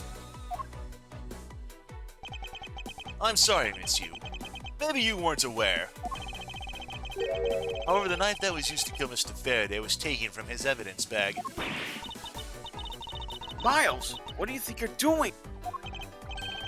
Drawing the truth out of her, that's what I'm doing. No, but I don't recall a knife being presented at the trial earlier today. Well, I suppose that's because the evidence was something Mr. Faraday had yet to use. So that's what you're trying to do. Look, why don't you cut it out with the lies? I've already figured you out. There was no knife inside Mr. Faraday's evidence bag. The only evidence he had yet to present was that key that Yatagarasu had sent. And unless a key can magically turn into a knife, you really don't have a leg to stand on. Did you really think you could trap me? Come now, be honest. I never intended to do such a thing. It was all a misunderstanding on my part. In any case, I wonder if you might append to what you just said in your testimony? Sure, why not? I'll even say it as many times as you like.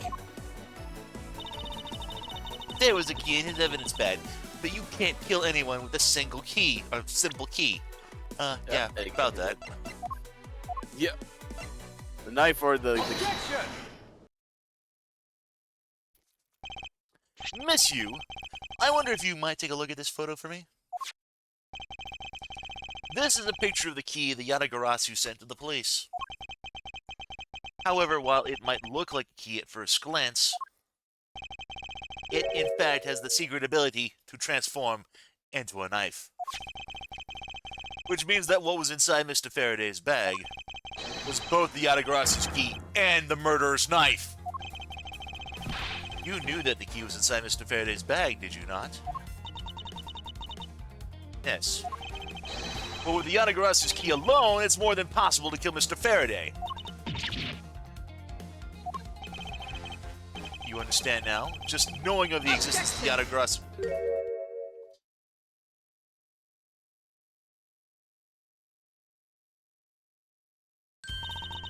I still haven't had a good look at it. Showing it to me from that far away, you could be lying for all I know. You would, even now, still feign ignorance? I'm not feigning anything. But we can't have you accusing me of a crime with false evidence now, can we? I mean, Mr. Von Karma, I've heard some very interesting rumors about him. Are you mocking my papa? Don't you dare sully the good name of my mentor! Now take a good look. This piece of evidence is more than real. Wow, who knew there was such a trick to this thing? Are you satisfied now? But of course you knew this from the very beginning, didn't you? You knew that the knife and the Yatarasu's key are one and the same. Otherwise, someone like you, who isn't a member of law enforcement and who would never have been privy to this trick, would have never known about it to begin with. Furthermore, there's something that the Yatagarasu sent to the police. How did you have knowledge as to what it was? Actually, I heard of it, Mr. Faraday. Just before he dragged Mr. Rell off, he told me. Oh, that's right, I almost forgot. He also told me about the key turning into a knife at that time. But he didn't tell me about how the key actually transforms. Objection! So what you're saying is simply not possible. And why not? Because Mr. Faraday himself didn't know about the hidden knife within the key.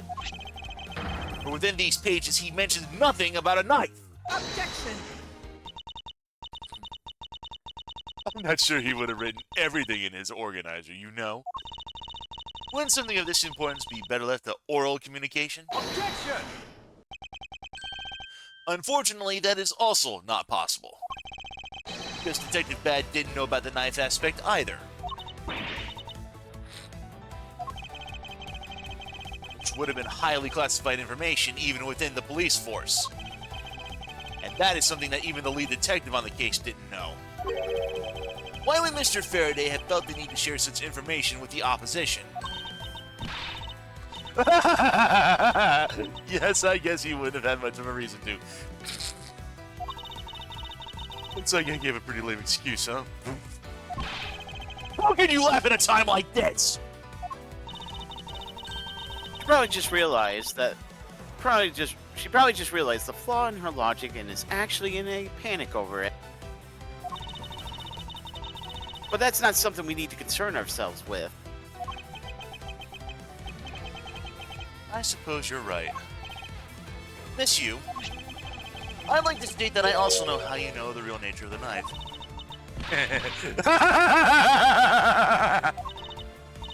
Do you now?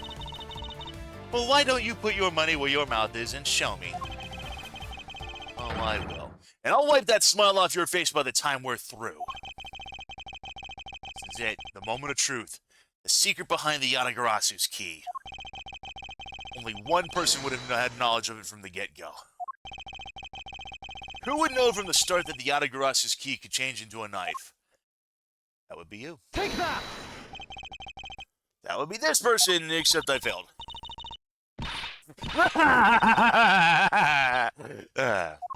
No. Thanks for the best laugh I've had all day. Now, are we ready to call it a day yet? Wait a second! I fucked up.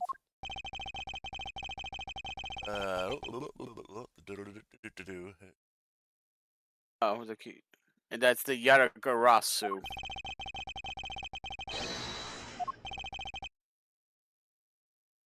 Yeah, I Take that! there's only one person who would have known about the dual nature of the key. And that is the person who sent the Yatagarasu's key to the police. That is to say, the Yatagarasu herself!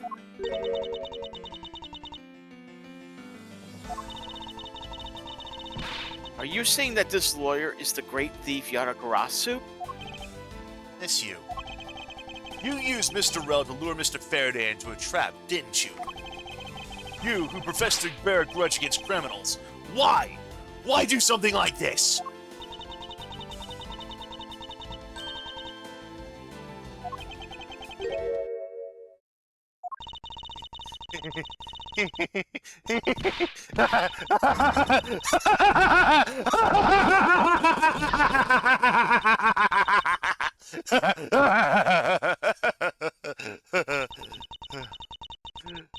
Who would have thought that you,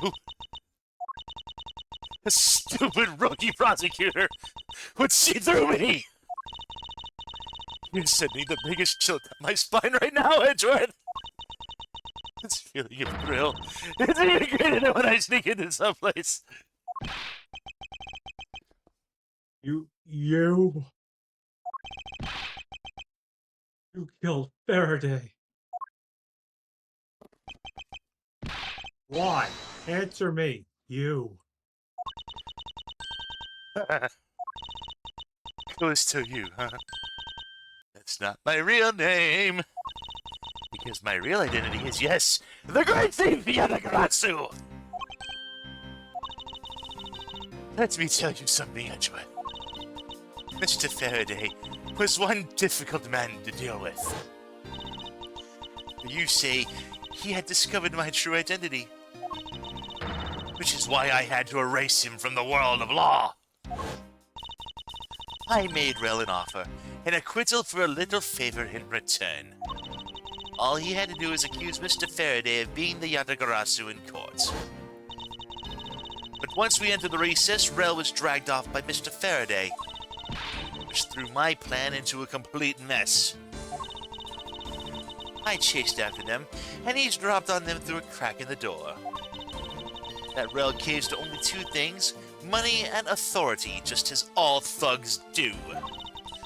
I feared my plan was going to be ruined if Mr. Faraday held on to Rel any longer. Plus, if I had let them continue on the way they were, I would have been found out. That's why I had no choice. I had to kill them both. But didn't you say you despise criminals? But do I really? You. Have you forgotten about the KG-8 incident? Maybe. What sort of woman would? So then was it your plan to kill Mr. Faraday with the very evidence you sent? Well, I had a good idea what Mr. Faraday was going to do. I anticipated that Mr. Faraday was going to prove that Rel wasn't the Yatagarasu by using this Yatagarasu's key as evidence, and that he would bring it with him. Which is why I thought to use the knife portion. With a weapon as well disguised as this, no one would be any the wiser. Because who in their right mind would think something like this could be a weapon? I casually entered lobby number 2 on the pretext that I had to talk with Mr. Faraday. And in order to get in with him, I pretended to be worried about something. He then let me hold the Yatagarasu's key just like that. He never noticed I had changed the key to a knife inside that plastic bag. And he didn't have the chance to take note of the knife that took his life. Could you kill him? I knew him for a long time, you know. At the very least, I thought to give him a quick and painless death. But if you killed Mr. Faraday first, there was no need for you to kill Mr. Rel as well.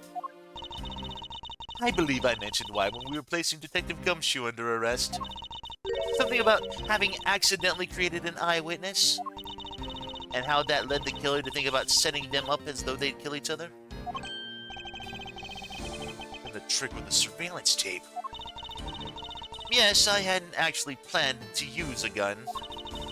The risk was too high that I'd be caught. However, that's when I remembered the existence of the surveillance tape. Which is why I had Rel help me set up the crime scene. And after all was said and done, I rewarded him for all his hard work with a bullet. You're a defense attorney, aren't you? How could you betray a client? Client. If you want to talk about who was a client of whose first, it was me. I was the client that murdered the Cadovian embassy staff member Dade Man. You ordered a hit job? You still haven't figured it out, Mr. Bad? I had Dade Man killed because he was about to give away info about the smuggling ring. Now, who exactly do you think would benefit from such an assassination?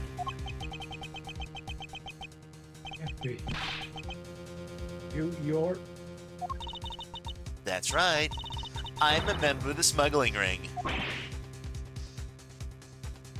What? Who could this? You don't mean you're working with Manny Pochin too?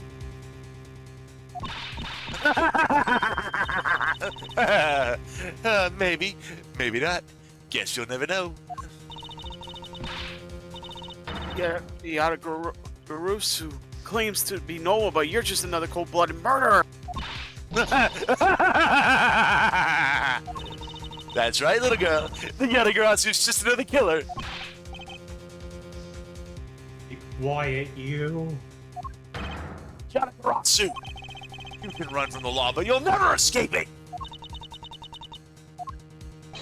So just humbly accept the judgment of this court. Hey, Edgeworth. Did you know the Yatagarasu has 3 legs? Do you know why that is? No? Well, let me tell you. It means that the Yatagarasu has more than one razor-sharp way to do her work. Oh, shit.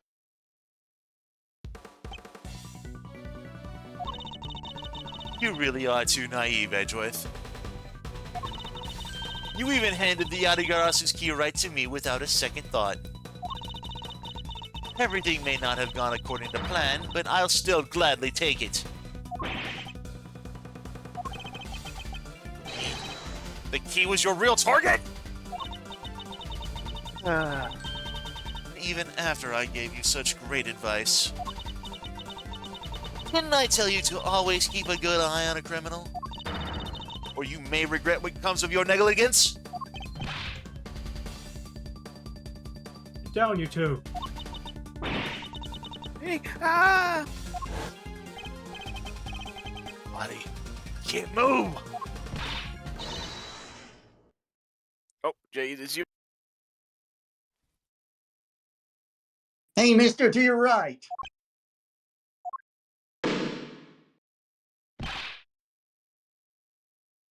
Ah, you.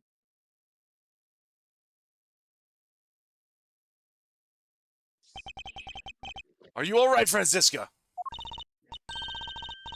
I'm perfectly fine, Miles. Her voice is shaking. It looks like she's unharmed. Where did Kay go? That's a gunshot!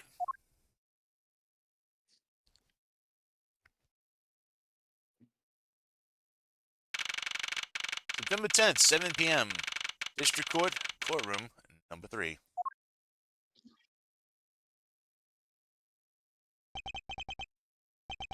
Sorry, but it looks like she got away. I called the precinct. They should have a perimeter set up soon. Detective Bat, are you alright? I heard a gunshot. Oh, okay, just got another hole in my jacket. You may say he's fine, but he looks quite shaken. More importantly, boy, I mean Mr. Edgeworth. Miss Von Karma. Are you two hurt? I'm absolutely fine. I'm also alright. Thanks to Kay. Speaking of Kay, where is she? I don't know, she just sort of disappeared. I'll go look for her. Oh, and hey, Detective Gumshoe. Yes, sir? Detective Bad, sir?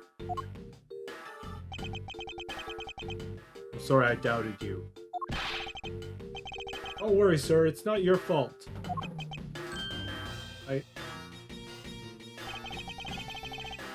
Well, I lied to you guys too, after all. I heard about what happened from Kay. Lying won't give me testimony is still unforgivable. But in this case, you were protecting Kay and her feelings. Looks like you just might have what it takes to be a real detective. Now don't you ever lose that detective spirit, okay? You got it, Pops!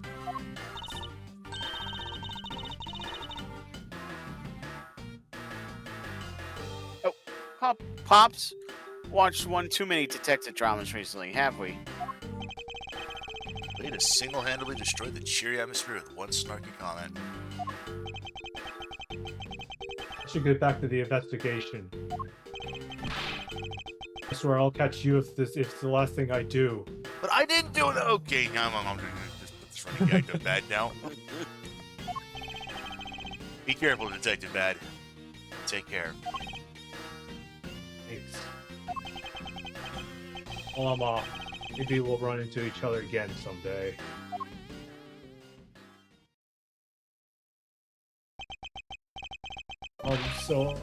Thanks a bunch, pal. You're the best. Really did find out the truth behind everything. Yes, well, I'm glad we solved everything before you were taken to prison.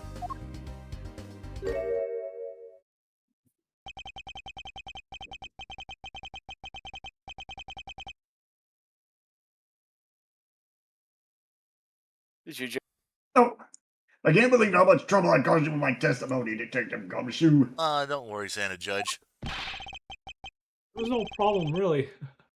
I mean, I lied too, so I didn't help matters much. Not really your fault, Your Honor. Well, even if we didn't have his honor's testimony, I think that lawyer would have found another way to get you convicted on her behalf.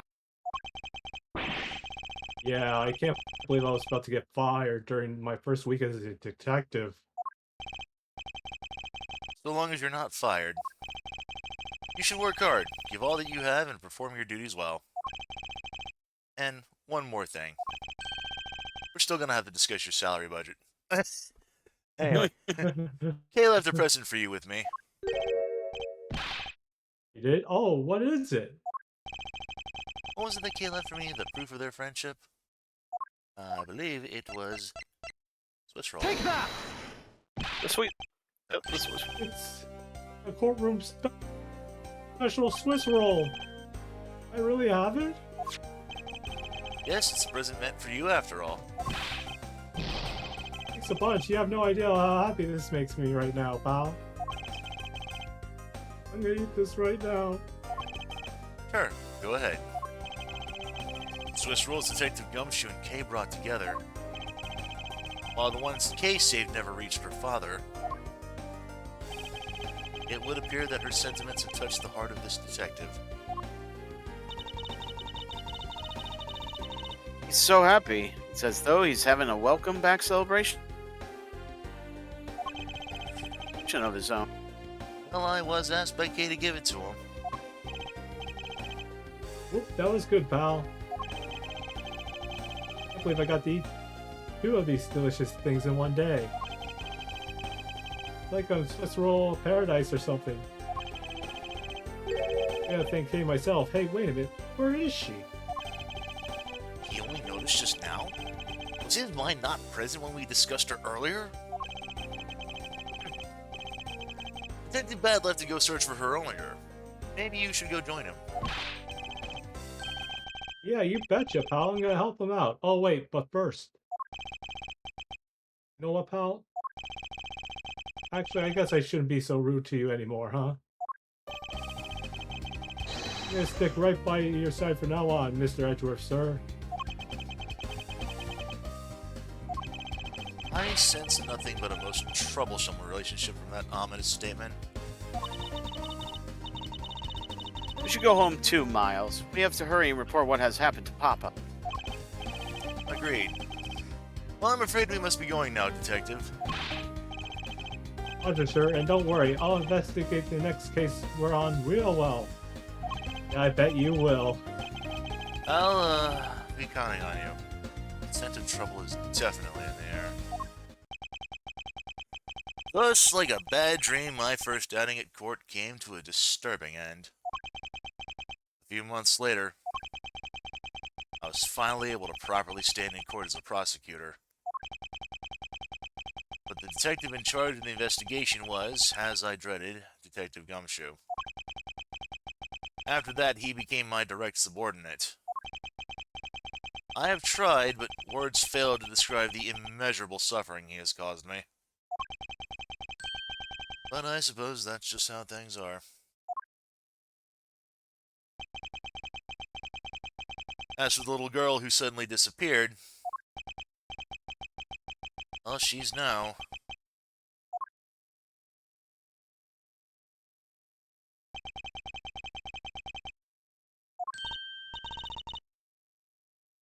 So, do you remember now? Yes. I remember everything. Okay. It's been a while. Hey, you sure grew up a lot.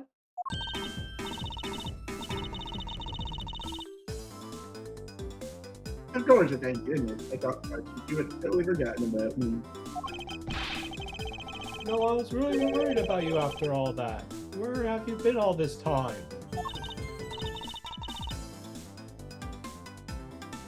You dummy, I didn't know you cared. After my father died, I went to go live with my mother's relatives. They were really far away, so I wasn't able to come back here. Oh, is that what happened? Well, I'm just glad you're alright. Yeah. So does it make it all like sense now? You betcha it does.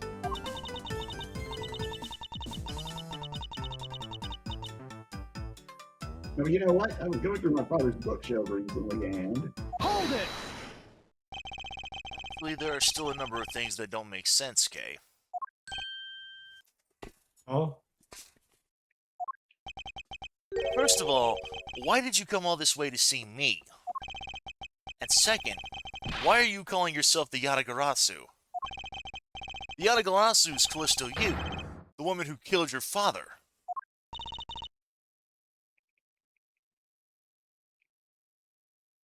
no, you're wrong.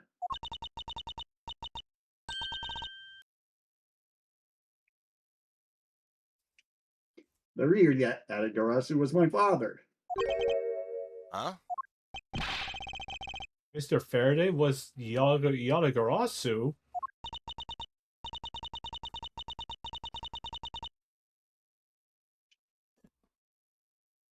Like I said, I was going through my father's bookshelf recently.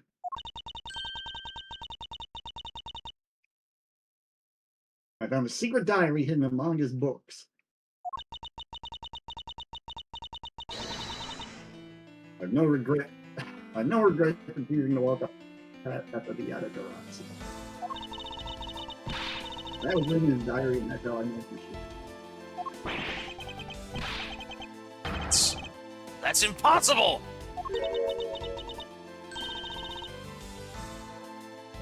What's with that look? You don't believe me? It wasn't just the expression on my face. I clearly said it was impossible just now. All right, then how do you explain this? It's a way of disarming any security system of the user's choosing.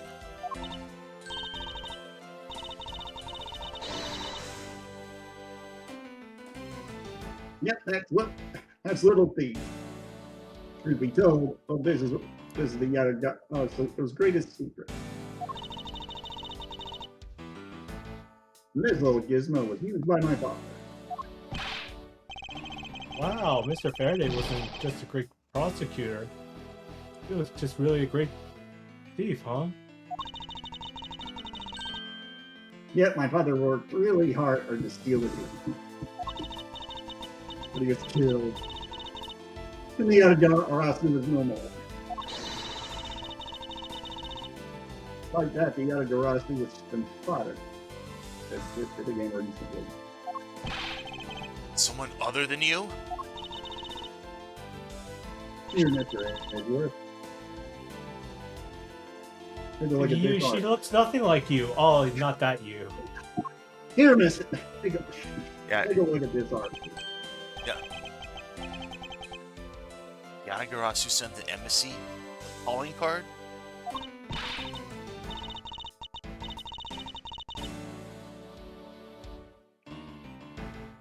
Yeah, me and this person's a fake. I'm almost certain that Callisto lady is behind it. Because the real Yatagarasu would never send something like a gaudy. But the Yatagarasu did send a white card along with anything to be publicized. That was what Detective Bad told me 7 years ago, if memory serves.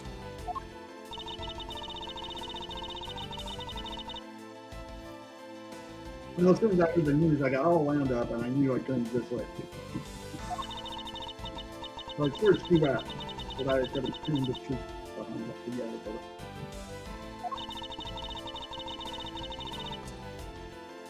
If anyone can help me find it, I figure it's you. So you're saying that I have your father's and Miss Yu's identities backwards?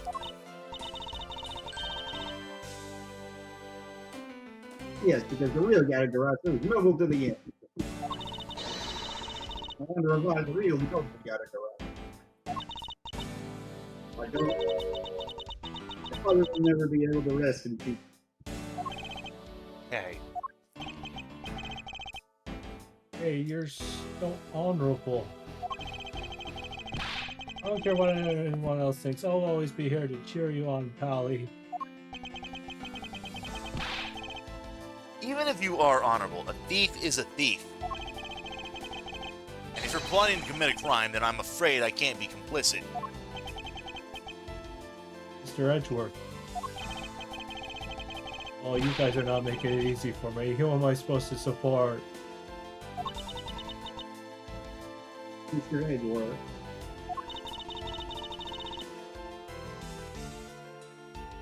I was not to steal something. I want to steal it. That's for that evil woman. That evil woman? You mean Callisto Yu?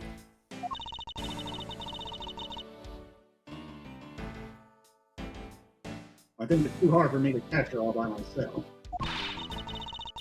But I thought that since you were able to expose her for who she is, then maybe. Please, Mr. Edgeworth, won't you help me?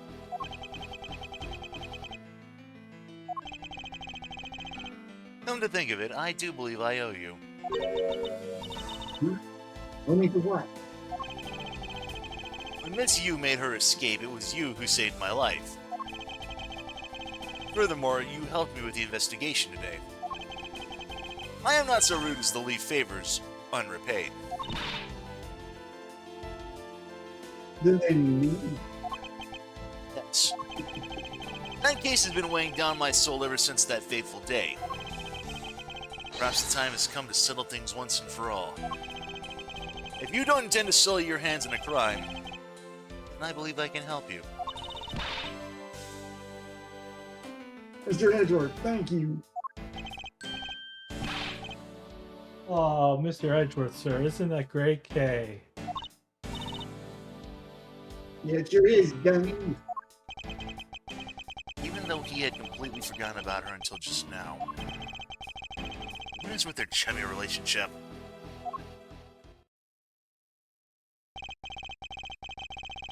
The great thief Yatagarasu. After all that time, the true identity of the thief sank back into the darkness. The true identity of the thief sank back into the darkness.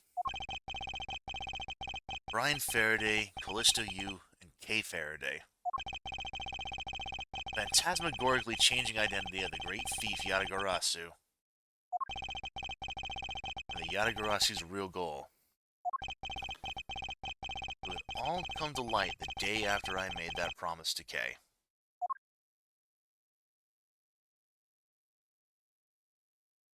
Chapter 4, Turnabout Reminiscence, the end. Alright. Cool. Now, the beginning of the end. Also, story dump. Yep. Hold on to your butts, people. We are in for the long haul. Oh yeah, like this goes like for characters, Ben, or not yet? I know we got a bunch of characters returning for this one. Yep. Yep. 2 cards.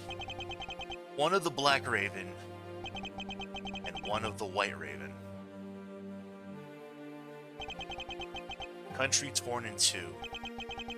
One to the west, one to the east. When those which were split are made whole again, the truth will reveal itself.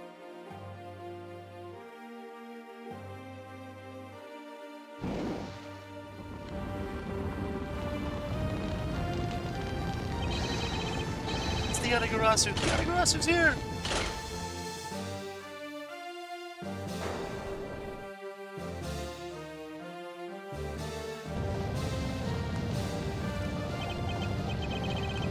Cursed Yatagarasu! K.U.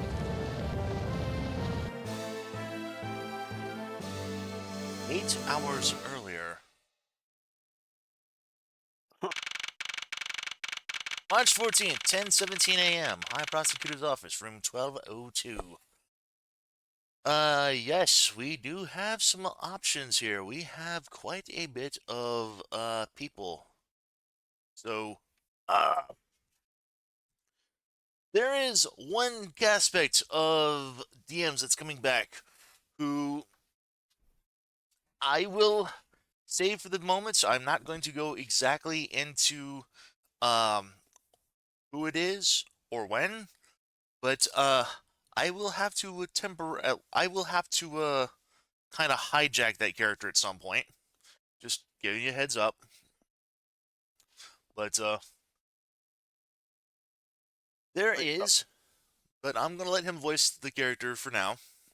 You know, just to let him have it. Oh, is it Detective Bad? No. I will actually hang on. I'm not going to reveal it publicly, but I will. No, I got the feeling you. No, I'll wait in suspense until you alert me. All right.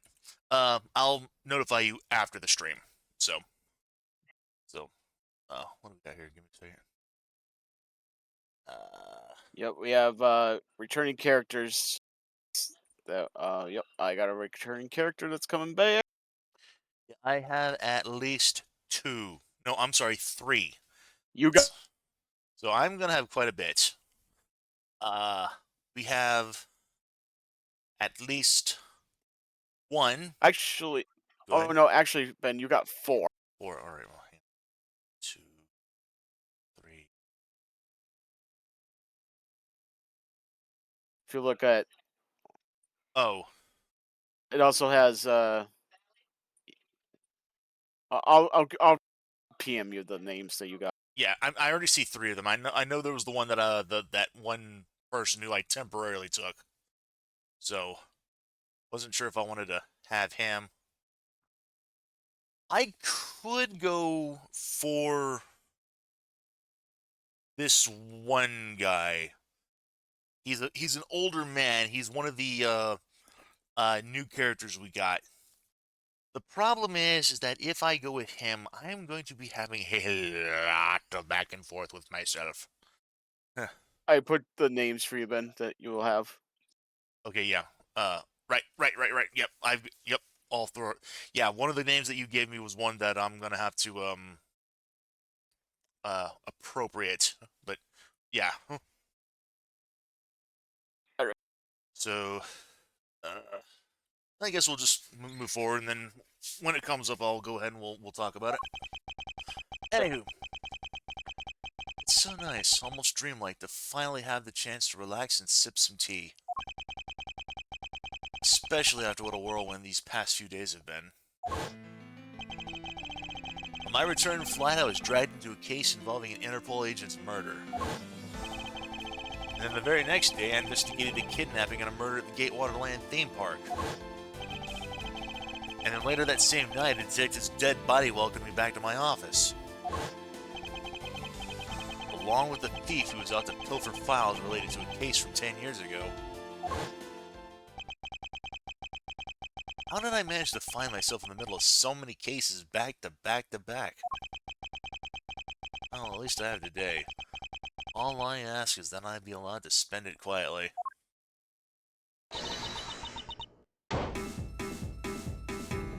Oh, there's Kate.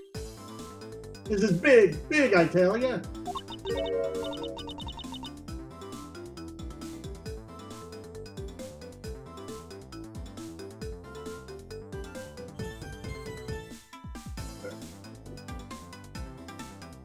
Hey, what's wrong with you? I am trying to enjoy a cup of tea, thank you.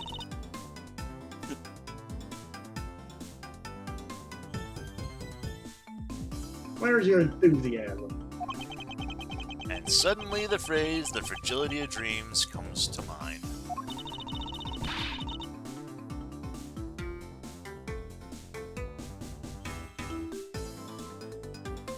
What are you talking about? Fragile dream.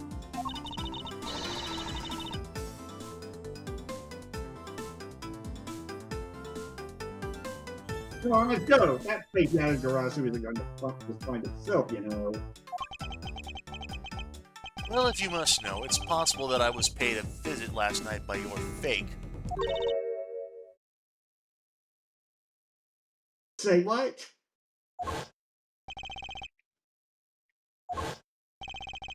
Unfortunately for us, the thief managed to escape. But even now, we're still looking for this criminal. However, I must warn you that we've only had a few hours to search thus far. So I must insist that you be patient on this one, Kay.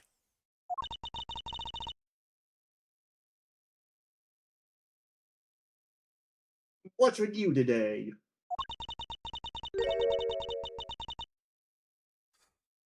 Are you sure you aren't sleep talking to me right now?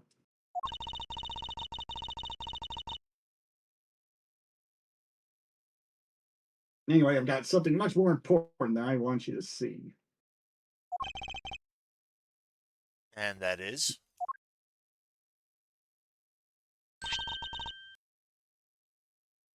Take a look at this. On March 14th, I will be there to steal your dirtiest secret. That's quite a bold declaration to send to an embassy. I suppose it was inevitable that a newspaper would catch wind of this. The date the card mentions is today. Today, huh?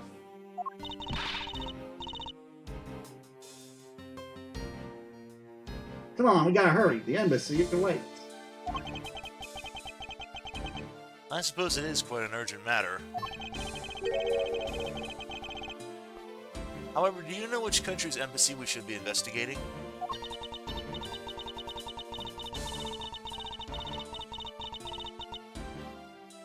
Well, it's not some special country. I'm actually really fuzzy on the details.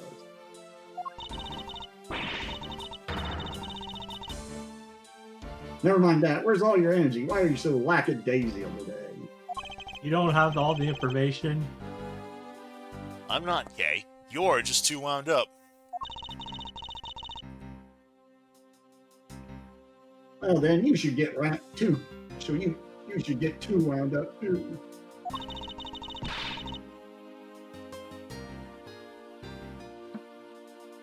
Because this just might be a chance to catch that woman. You mean Miss You? The woman who killed Kay's father, Brian Faraday, 7 years ago.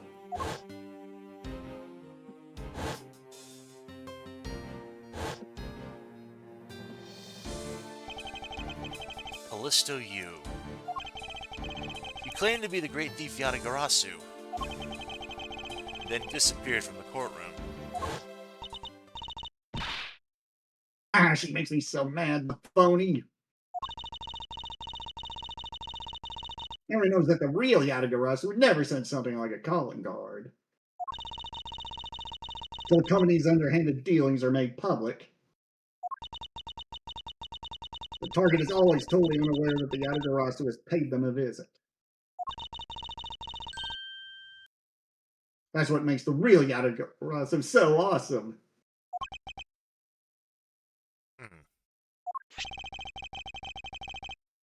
Yanagarasu's card that's shown in this article.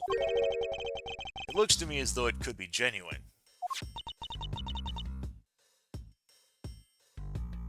See, that's the thing.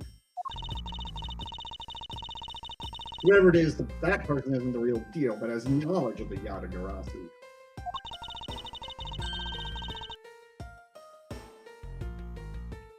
That isn't a clue that woman's involved in nothing.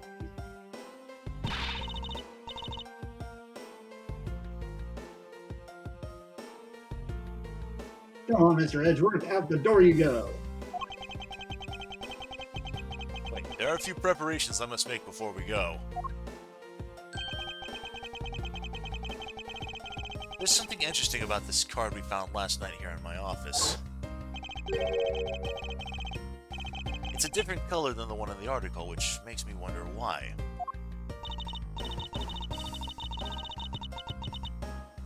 What's up? Any reason why you're burning a hole through the newspaper with your eye? No, no reason at all. Very well, seeing as how Miss Yu is also someone of a special nature to me, I agree that there's some merit to be found in investigating this. I knew you'd come around.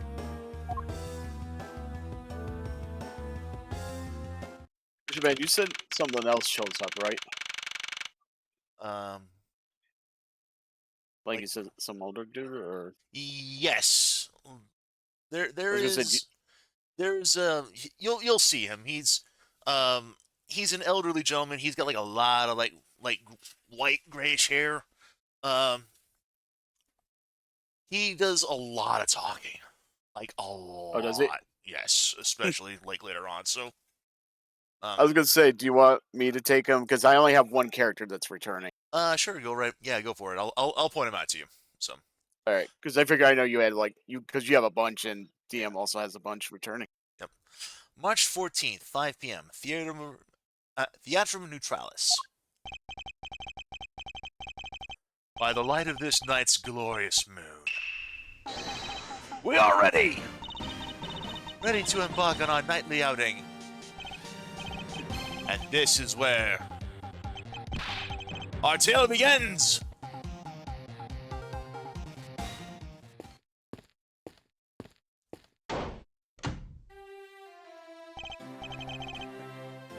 What a coincidence. Who would have thought that a Steel Samurai stage show would ever be held at such an elegant theater inside a foreign embassy? Yeah, climax is really awesome.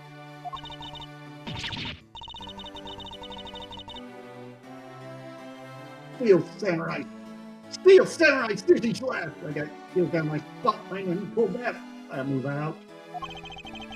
I suppose it really is more impactful to watch a show in person than on television. I have to say though, this embassy is kind of set up for me. I mean, they have two countries sharing the same building. Well, as you said yourself, this place in the country it houses, and the countries it houses are very special. Even this theater is special in that it is the neutral zone shared by the two countries. So let me get this straight. The Steel Samurai show just now is being sponsored by one of the two countries. The one that's called the Kingdom of Alabasta, right? Yes, it would appear that the Steel Samurai is very popular in that country as well. Seems that way. That's the power of anime. But you know who I'm really into? The Janet Ninja.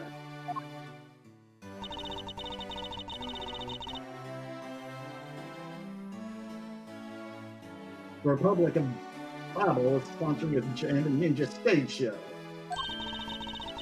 That's something for fangirls like me. We totally got to see that too, Mr. Edgeworth.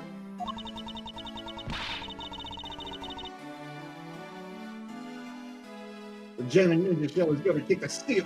Those samurai show's rear end. You know, ever since I first met this girl, I've always had this inkling. And what she really wants to be is not a thief, but rather a ninja.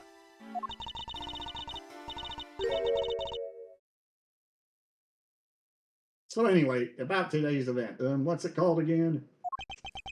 The Kingdom of Alabast versus the Republic of Babal Goodwill Jubilee. The small European countries of the Kingdom of Alabast and the Republic of Babal. These two countries used to be a single entity that was abundant with nature, and it was called the Principality of Cadofia.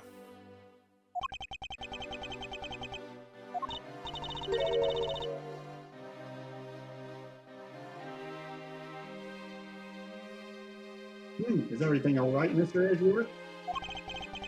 Yes, I'm alright. Moving on. After a period of civil unrest, the country split in two, though signs of their past remain. For example, their flags preserve the flower and butterfly motifs to this day. Cadofia, huh? The KG-8 incident, and what was referred to as the second KG-8 incident, in which an embassy staff member was murdered. Both of these cases were related to the Principality of Cadofia. In 7 years that passed, the country may have been split in two. However, the Yatagarasu still sent a calling card here.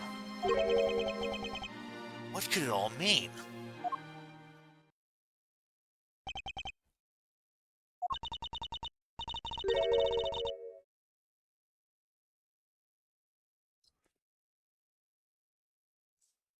Mr. Edgeworth, I know you're thinking about something. Oh, excuse me. What were we talking about again? If you could please stop spacing out on me.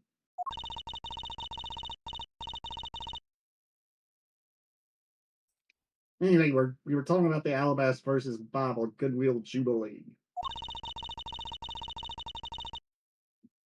The two countries have had a pretty bad relationship with each other. But supposedly, they've been trying real hard to make up recently.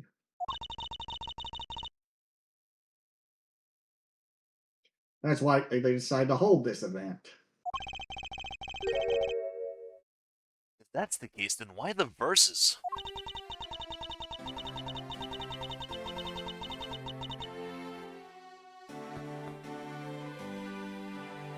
Both countries claim to own the real Trinidad statue, the national treasure to both. We're planning to have them publicly evaluated today to see which one's the real deal. Hey, did I remind you to take care and not succumb to your thieving desires? Well, when it comes to treasure, I can't help myself. You know that. She'd better be saying that in jest.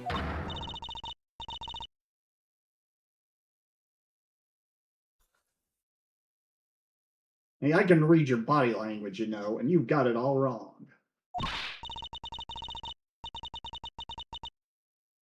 Look, I'm here to do some investigating. Investigating, I tell you. I know. And although we don't know if the Yanagarasu will really make an appearance, I suppose we still should spend some time examining this place. Alright, so now I'll finally move around here.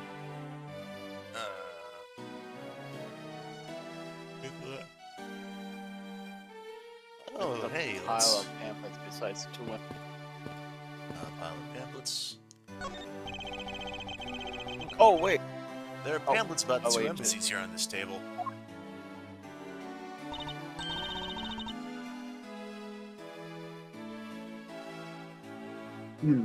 Sure looks weird to me.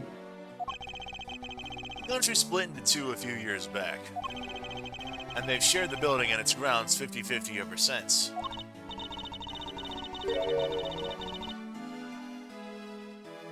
Oh, I guess that's because they don't have the money to build two sets. I should think that's not the reason why, Kate. I suppose I'll just tell myself to one of these. okay, so interesting. What's all the hubbub? Bub?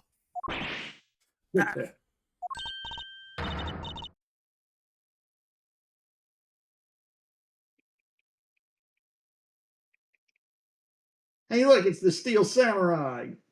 Oh boy, I had a feeling. He's got his son, the Iron Infant, with him. Oh, so apparently, but I forgot to mention. Yeah. You said you could find an old acquaintance, a lot of heart. Yep, I know, I see her, she's up here. Okay. That would be you, Jay. What?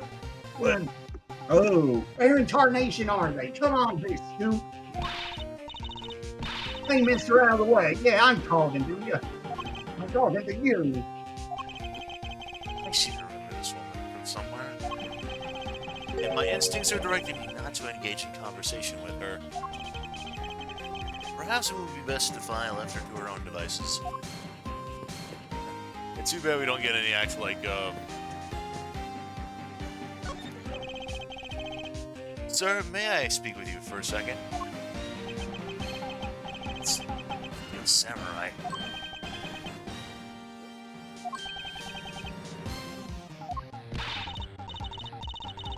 Mr. Edgeworth, what are you glaring at him for? Please excuse me. It's just that I've never seen a superhero up close before.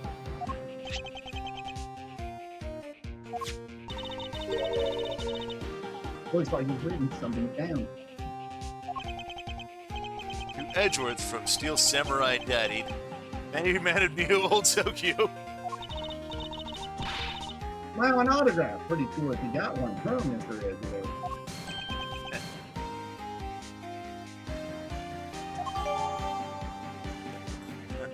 Steel Samurai's autograph received.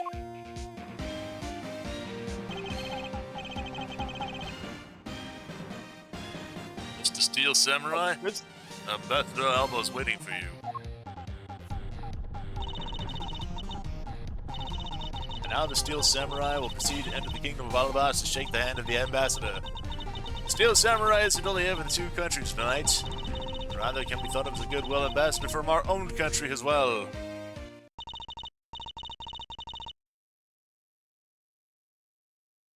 There he goes. Off to spread goodwill to the world. There he goes. There he goes again. Okay, I'm gonna stop. He Do really, you want to get copyrighted? he really does seem like a goodwill ambassador, doesn't he?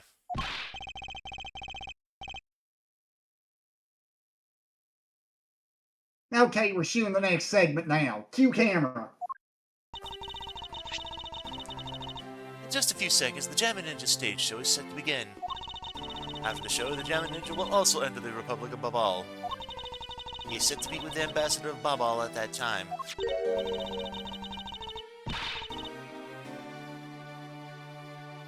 Ah, the Jammin' Ninja show is about to start. We gotta get back to our seat. Regrettably, I don't have much of an interest in ninjas.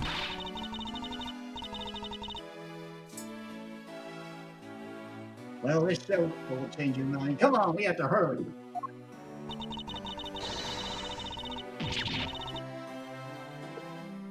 If we miss even a second of Jamming Ninja's awesome playing, I'll never forget it. I suppose you're not about to give me much of a choice here now, are you, Kay?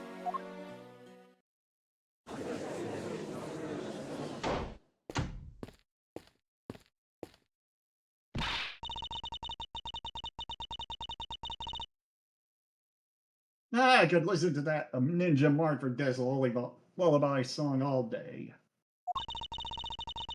It's the bird playing in that sad melody really brought a tear to my eye. His heart-wrenching voice. Now that's the Jammin' Ninja's greatest weapon.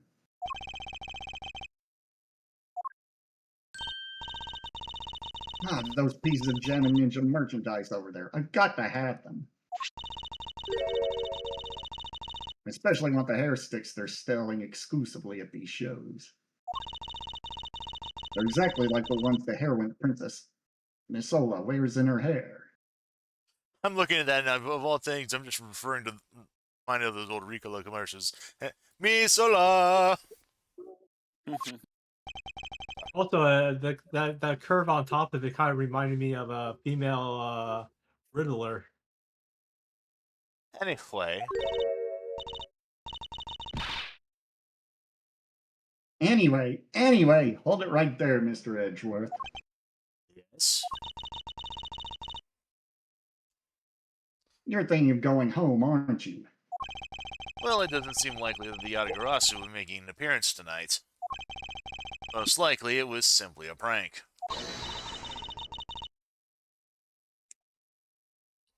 No way, I just know the Yatagarasu will show. But I thought you said that the Yatagarasu doesn't send calling cards. Yeah, I did, but... I figured from the very beginning that this would wind up being nothing more than a wild goose chase. But that card she sent was a genuine... That card she sent was a genuine fake calling card. Genuinely fake. Yeah, what was that one with the real fake doors? Oh, A genuine fake? Now how can I word this? Yatagarasu's mark that's on the calling card is exactly the same as my mark. Get it now?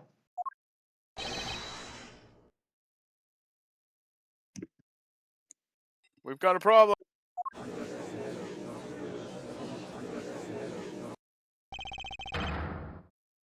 The Yatagarasu has been spotted in Alabast. Alabast, yeah. I'm sorry if I butchered that name. Alabast. What? You hear that, Mr. Edgeworth? Ha! So you finally decided to show yourself, you phony. I finally found you, faker! Hey, what Hey, did... Okay. I'm sorry, but I need you to search you before you may enter.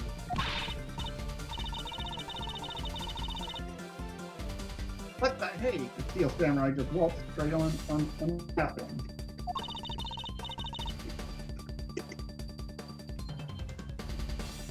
Now, if you don't hurry up and let me through, my phony is going to escape. Okay, a country's embassy is considered to be part of the country itself. If you don't go through the proper procedures to enter the country,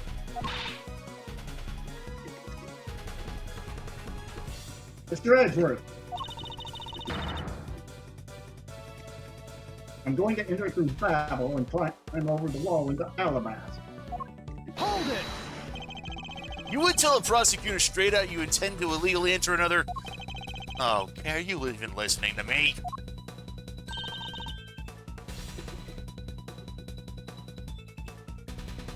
Hey, hey Faraday, and I'm coming through. Yes, and welcome! Someone stop her! Anyone!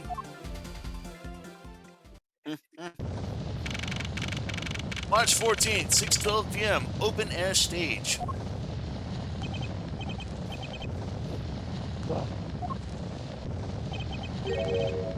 Where are you? Don't tell me you really did find some way over this fence.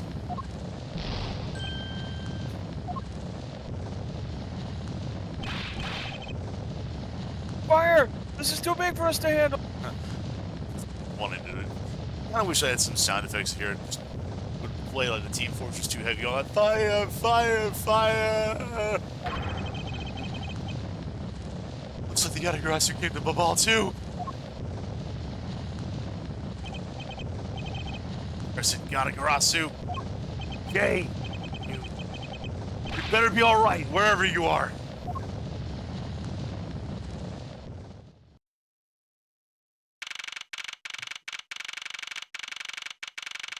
March 14th, 6:45 p.m. Bobbley's Embassy Secretariat's office. I told you it wasn't me. Hold it!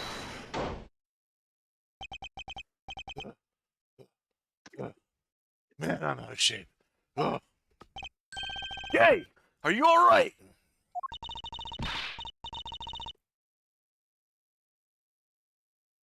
Do I look all right to you? Now, can you do something about this woman? Mr. Edgeworth, Detective Gumshoe, what is the meaning of this? why, well, sir, it's, this. He's... It wasn't me.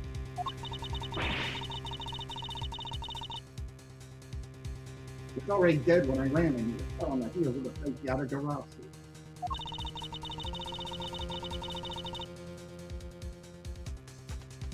Look, I only came in here because I saw a suspicious person at the open air stage. A suspicious person?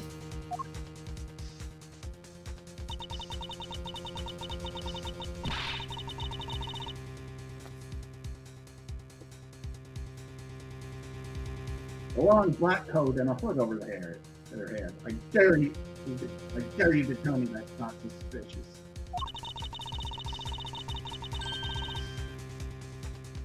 When I saw that person, I immediately thought that they must be the fake Yatagarasu.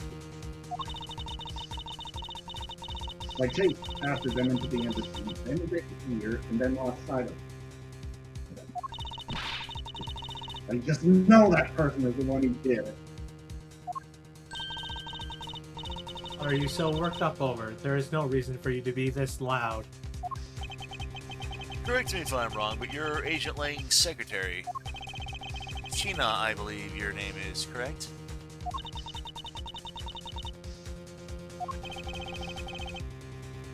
And if you're making an arrest, I assume you have evidence that it was Kay who committed the crime. That is also correct? You refuse to answer?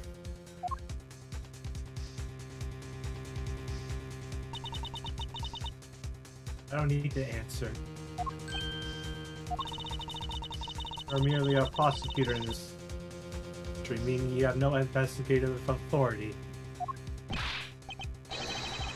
Hell, just what the heck does that, what you just said, mean? If it happened here, it's under Mr. Edgeworth's jurisdiction. Isn't that right? And how this building is sitting on our soil, we can investigate whatever we'd like. Fortunately, Detective, embassies are a different matter.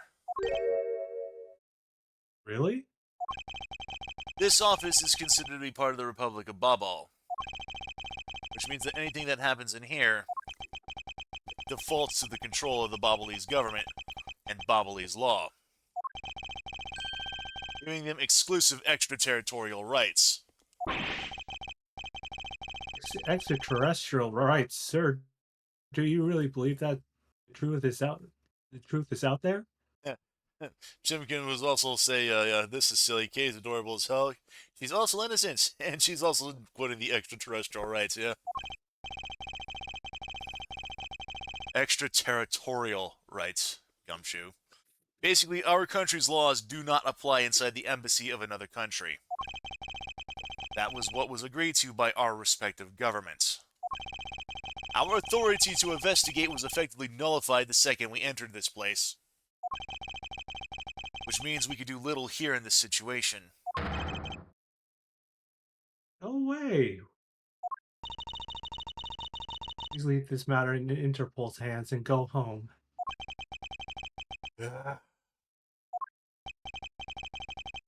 Mr. Edgeworth.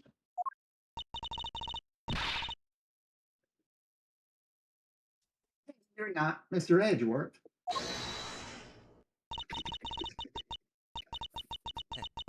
In that case, allow me to join your investigation. Oh, that's not the person I thought it was going to be. Eek! Ambassador Paulino, I truly appreciate you allowing me to join the investigation. This is a new person! Who wants to dig him? It's really nothing. Oh, Oh, you want him? Say maybe Jay. We could probably let Jay. Yeah. And then he was my secretary chat, so of course I want to help you as much as I can. In fact, it's a blessing that Interpol agents were able to make it so quickly. Francisco. Well, well. I never imagined I'd meet you here of all places. This is an embassy, meaning that you have no authority to conduct. Hold it! Already? What is it? Ambassador Poleno. And you are? I'm Miles Edgeworth, public prosecutor. I ask that you please permit me to investigate this case as Miss Von Karma's assistant. Assistant? Miles, what the heck do you think you're... Please, I implore you, Ambassador Poleno.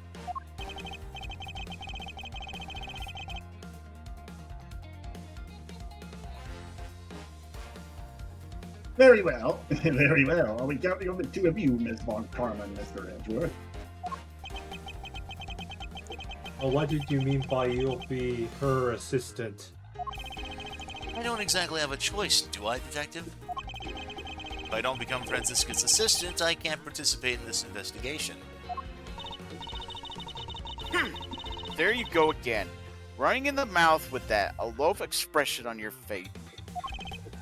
Francisca, please. I don't know what you're planning quite yet. But at least I do know one thing, that you are now my subordinate.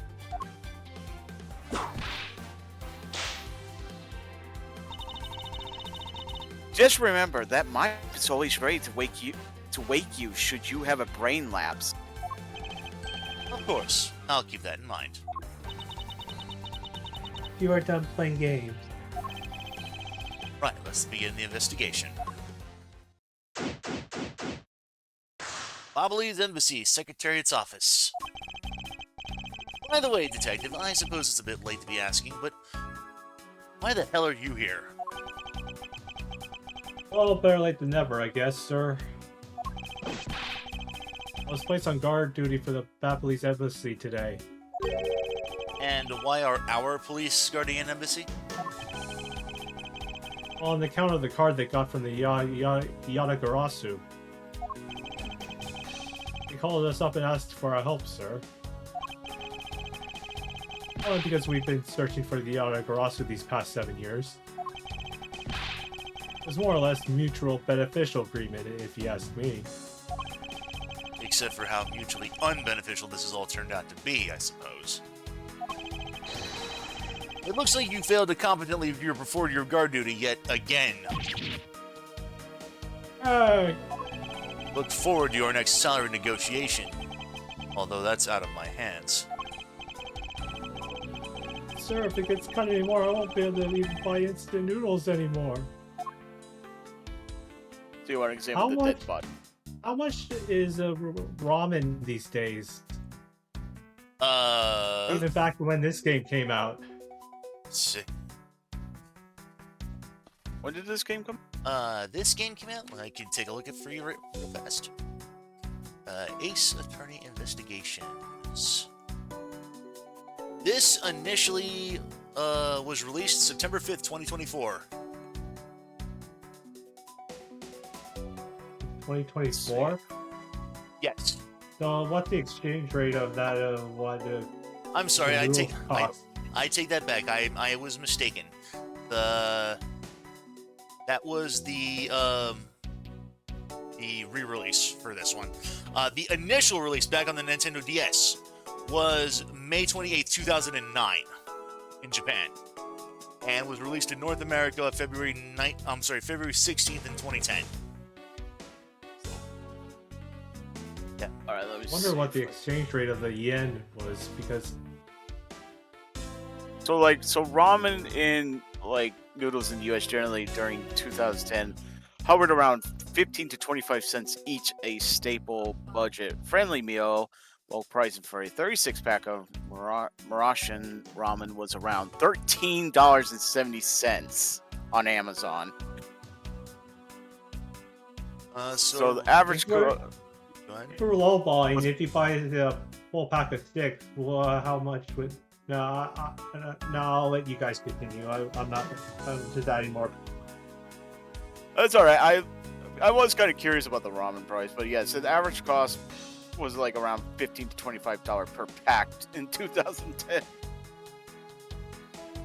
Well, looks like the Japanese yen was a little bit weaker in the days of 2010 than they are today.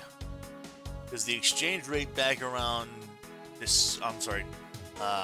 October 2009 looked like one Japanese yen was equal to about 0.011 USD. Oh, Yeah, right. I got the. Right. Well, actually, no, I think it might have been stronger because right now, looking at Google, one Japanese yen is equivalent to about 0.0065 USD in terms of what I can see now. But I'm not super good at exchanges, so I'm not really that familiar with that type of math. Yeah. Oh, okay. So our victim was the secretary to this embassy, I take it. Manny Cochin.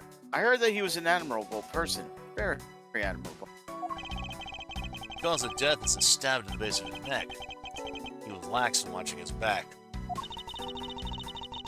We were fortunate that the fire missed our victim's body for the most part. If the fire had burned a bit longer, it would have made identifying him a hassle. I mean, there's always dental records. So, Yeah, Mr. but it would have destroyed any evidence of what killed the body, what killed them on the body. So Mr. Cochin was stabbed to death in the middle of a raging fire? What in the world happened inside this room?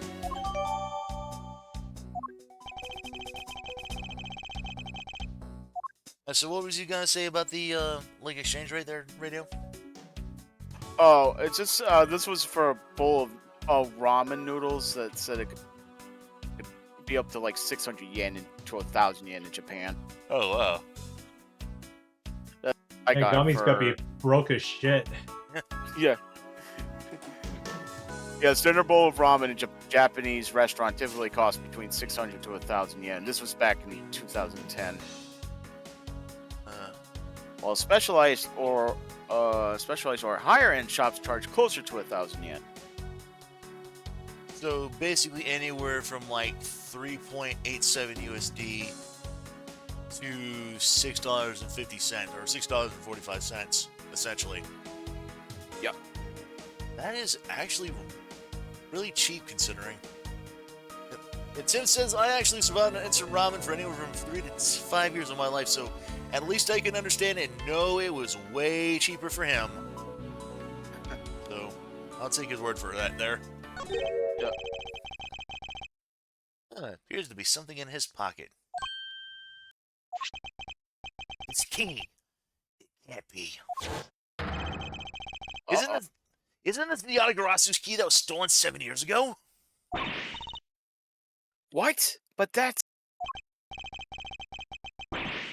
7 years ago. I- Oh, oh. You mean that case where I was framed, sir? Yes, it's that piece of evidence that stole the life of Kay's father 7 years ago. Which was then stolen by Callisto U. What? Mr. Faraday was killed with this key, sir? I thought he was killed with a knife. Hey. Scruffy. At the very least, try and remember the details of your crimes you were suspected in. Franziska, as you'll recall, Detective Gumshoe was not present when Miss Yu made her escape. Plus, even among law enforcement, only a few knew of this key's existence. I doubt that a new rookie at the time would have been made privy to such knowledge. Oh, I feel like the victim right now. I'll trample it on, sir. I suppose I'll just have to fill you in now. The secret of this key is... Yup. It's an EV!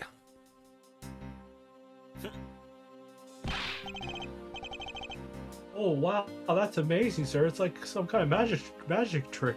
I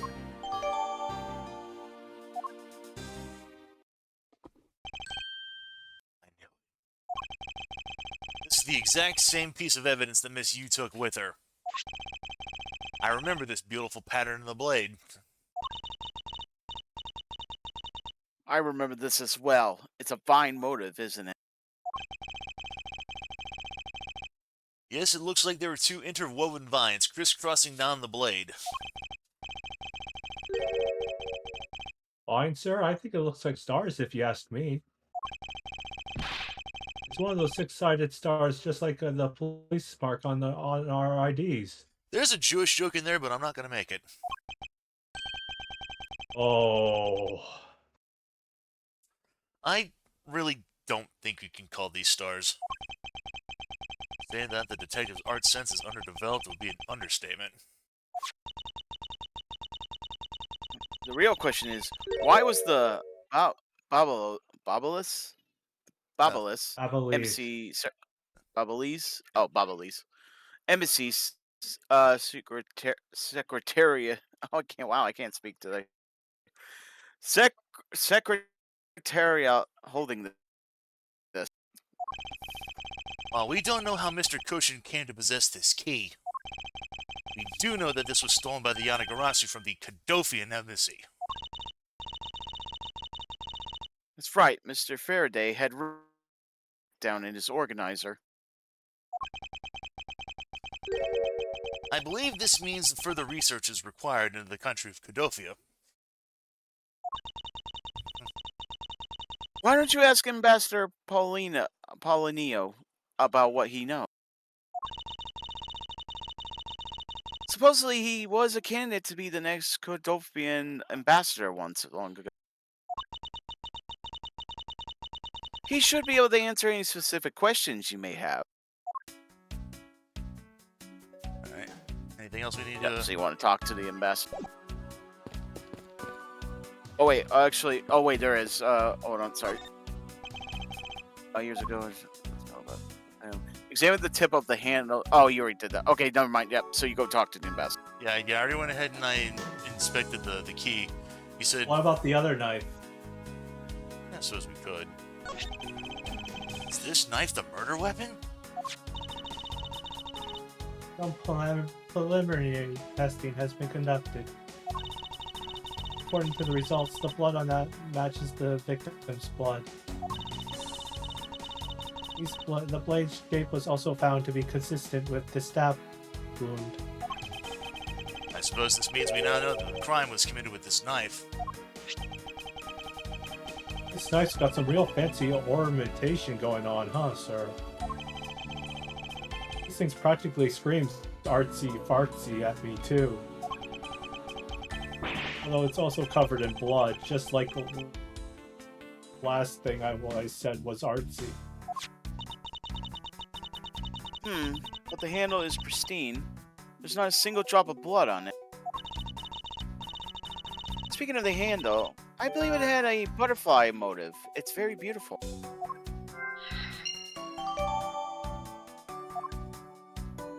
Sandy said, Butterfly motif, I think it's the. "This man, where do I know him from?" Oh. Okay, yeah. Yeah, now it says to go talk to you, bastard.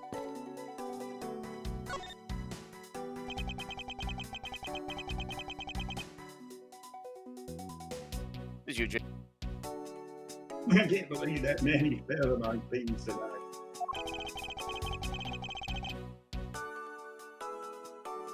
Now, here and I have no idea what my schedule. I have no idea what my schedule for the night is. Ambassador Polano, I believe your schedule tonight will consist of listening to reports from the police. That, and only that. I ask you to cooperate not for your own sake, but for Mr. Cochin's as well.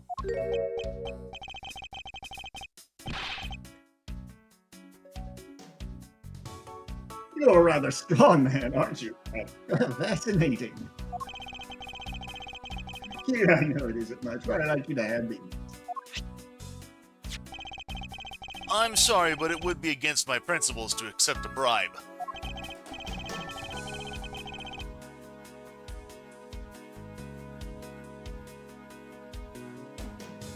Oh, no, these are simply coupons we distribute to promote battle.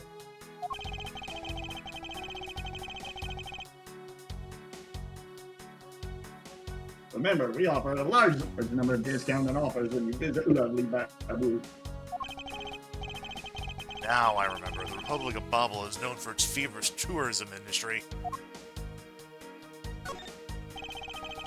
I was wondering if you might tell me a bit more about the deceased Manny Cochin.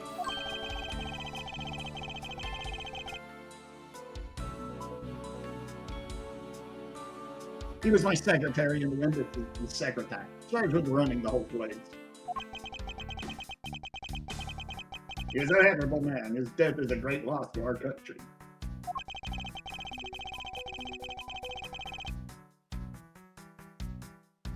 He was in charge of everything. Accounting, printing, taking care of our national treasures. I'm sorry, but did you say printing? Our country's primary source of revenue is our tourism industry. So in order for us to print the necessary pamphlets, flyers, coupons, etc., we have a printing press here on the we have a printing press here on I see. Please excuse my forwardness, however. I feel I should mention that I have the distinct impression that I've met him before. Ah, yes. Since you are the legal profession, I suppose you just might have. After all, Manny was involved in the KG8 incident. KG8 incident? The very who was found innocent in that case was Manny. So your Mr. Cochin is the same man as the one in that case. It's been 10 years. Manny recovered personally from that case and dove enthusiastically into this job. He was the one who planned this event and was to oversee this embassy's renovations. It really is a shame. He had such a bright future ahead of him.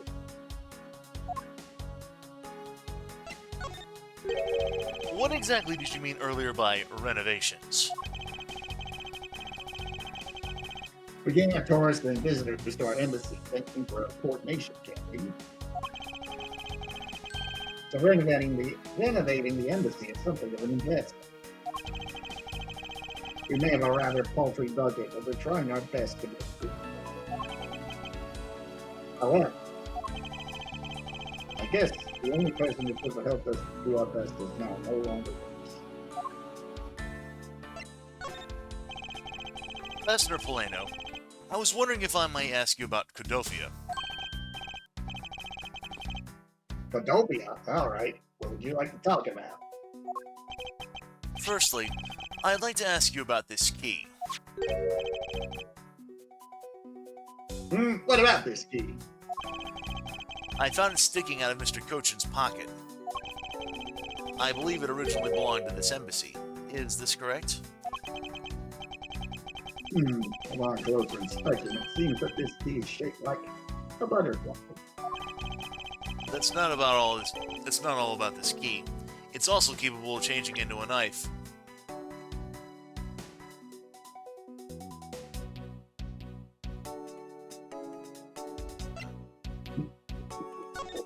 Oh, Right, I gotta show him.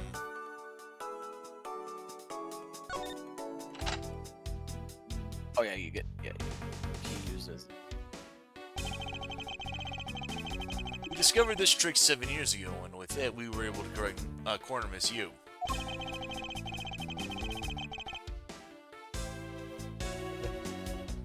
But who would have thought that I'd see this key again after all this time?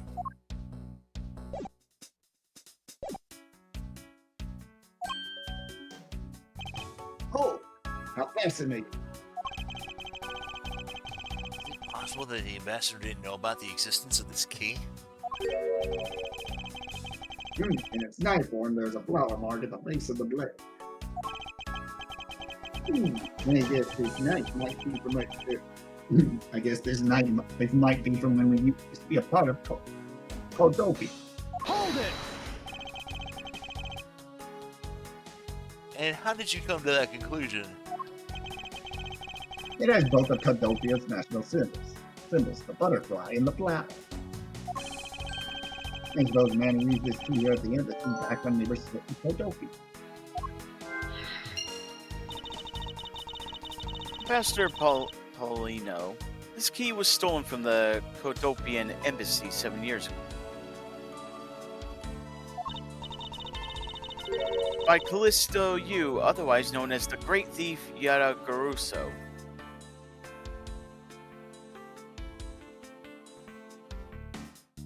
Oh, is everything alright? Yeah, I'm fine. So, Oh. Just I got a little distracted there for a second. There you Oh, really? You were not aware that Miss Yu had broken into this embassy at this time.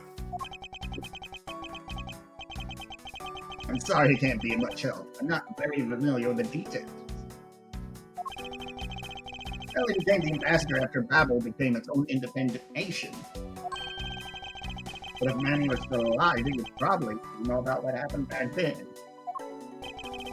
Mr. Cochin and Miss Yu knew each other 7 years ago. That doesn't explain why I found the Yanagaras's key here in the present. Yeah, the only reason I asked that, I was just making sure, because sometimes I'm worried, like, if I'm not coming through or something. No, I just kind of... like, tilted my head forward and like, what? Oh man, am I fucking drifting off to sleep already? Right. You're supposed to go talk to Francis, because Right. I say, I'm still streaming, I can't fall asleep right now. we're almost done, though. Miles Edgeworth. Oh, what do you want now? Let me tell you something. You are currently my subordinate. Tell me something I don't know. And if you wish to convince everyone else of that, you will speak with me with respect. Giving you as much respect as you deserve. Nah, you're good. What's with the giddy glint in her eyes? I I'll have to don't bend think... over for her. Oh, God, I hope not. This kind of reminds me of something I kind of like was playing around with somebody else. I was like, writing about this guy with his girlfriend, and she's coming up behind him being like, hey babe, what's the sound of one sheet clapping? And he's like, he's bent over. He's like, he's working on his like his car or something, and he's like, I don't know, Yep. what's the sound of, like, wait, and he actually like partially stands up, and he looks over his shoulder. Isn't that supposed to be the sound of one hand clapping? And as he's saying this, he like catches like this glint in her eye as she's got her hand like raised up ready to belt him across his backside, and she's like, no. I don't think that'll be really necessary, Francisca. Oh, really? Well, it doesn't matter. It doesn't change the fact that you are still under me.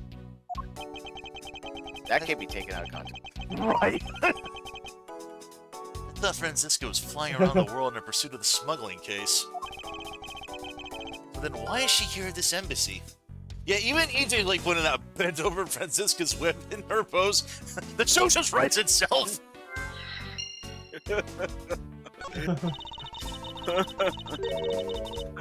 I was investigating at the Alabastine embassy when I got wind of this mess.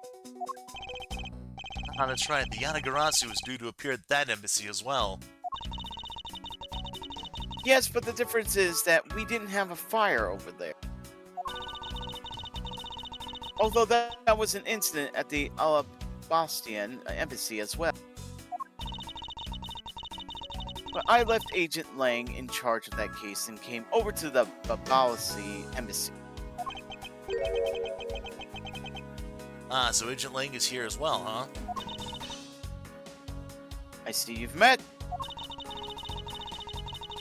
Well, he's in the Alabastian embassy acting as bodyguard for the ambassador Alba. However, he seems to have a different reason for being there.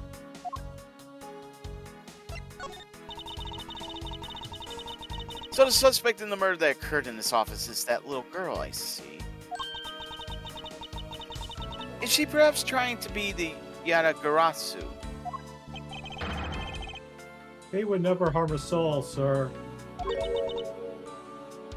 Okay. You remember, do you not, about the case we investigated together 7 years ago? That girl is the daughter of the victim in that case, Mr. Faraday.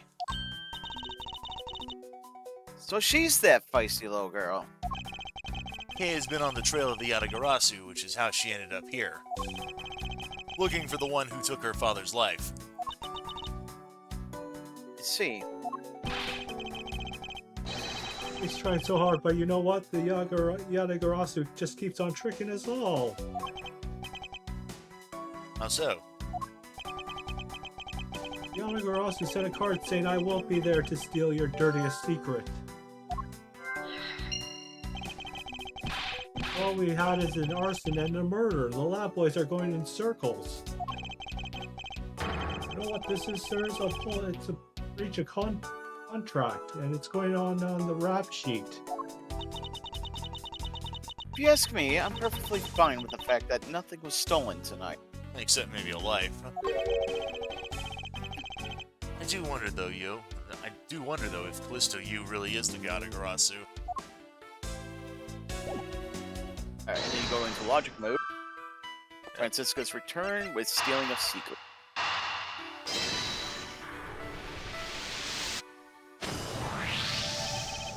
Steal your dirtiest secret. Is it possible that the dirty secret that the Yadagarasu was out to steal is in this very room? Dirty secret? Francisca, you're in pursuit of some dirty, underhanded dealings yourself, are you not? Something tells me that this is no coincidence. In that case, then, the person I'm looking for is here in the Babalese embassy, huh? The head of the smuggling operation. I think I just might. I think I might just need to ask Francisca about her smuggling case in more depth.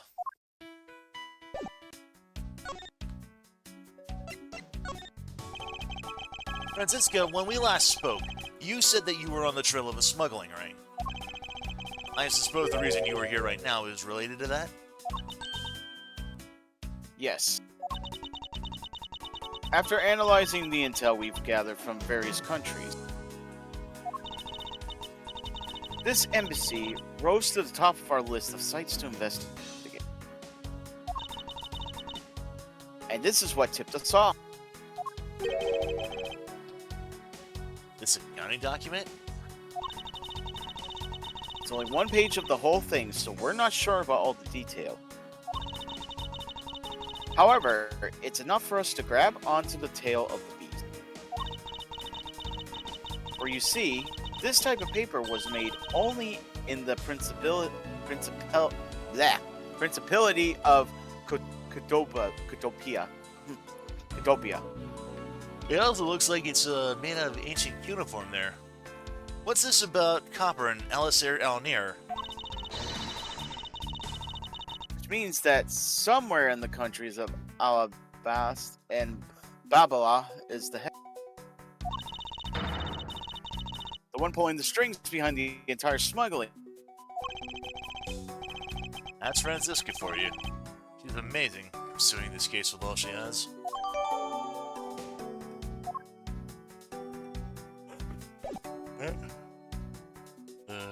Now examine the butterfly symbol on the wall, which appears to be the butterfly of Babel. It's another butterfly. I believe this is the symbol of the Republic of Babel.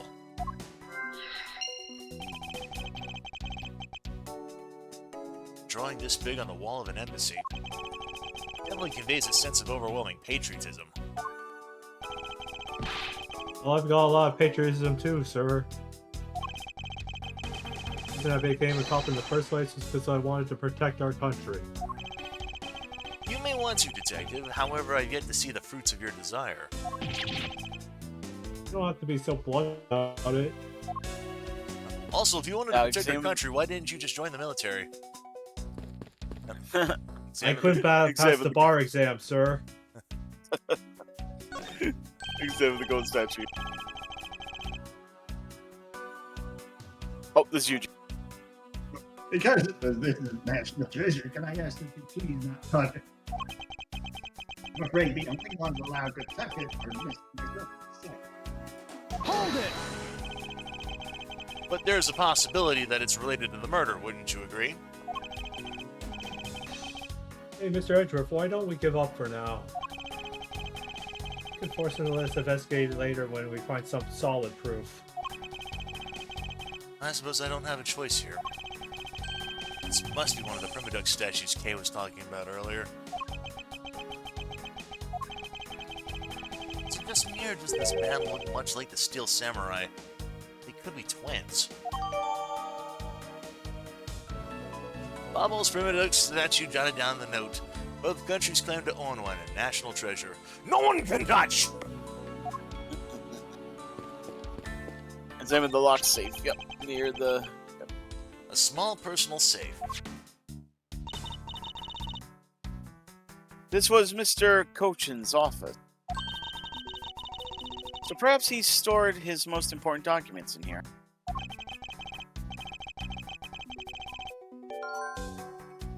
Ah, of course it's locked.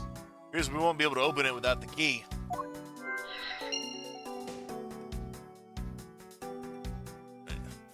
I have a strange feeling. Why do I get the feeling the key that we found on him is the key to the safe?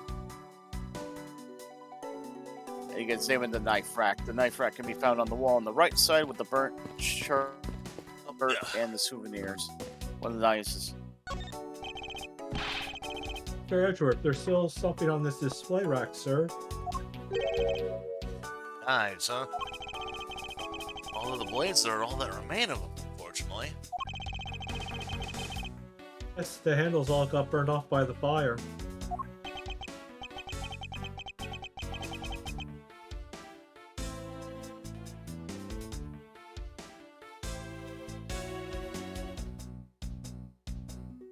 See? Oh, so even the knives fell victim to the fire. Ambassador Polino, are these knives yours? Yes, they are.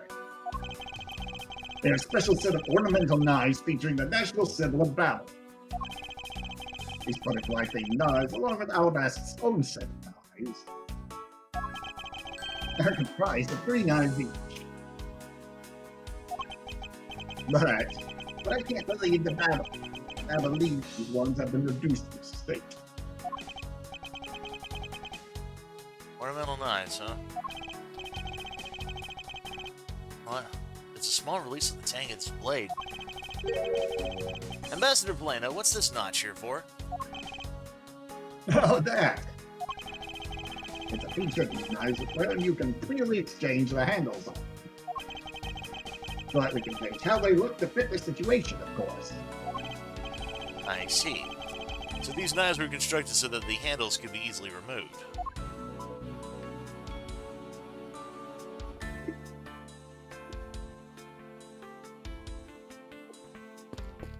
Alright. Didn't you say to check the Oh. souvenirs?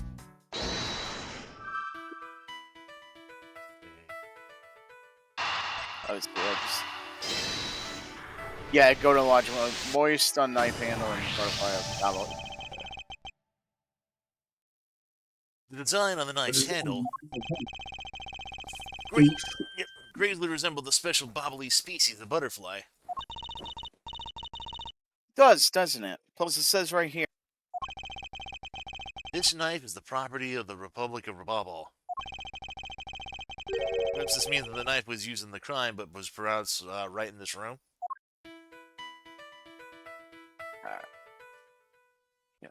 Yeah, and then can a key use dependency to lock? I knew it. Or more like I had a feeling. We know for a fact that the Yadagarasu's key was used at this embassy. Furthermore, we found it in the victim, Mr. Cochin's office, or pocket.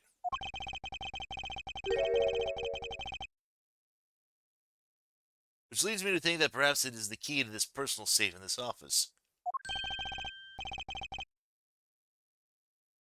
Good thinking, sir. Let's try it out.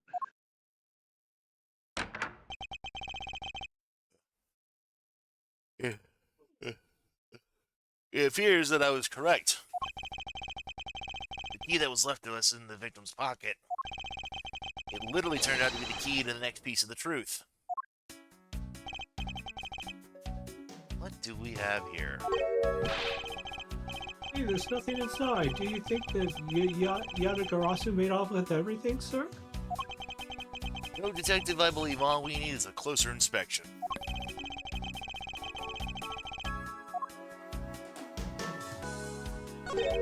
Alright. What's this here?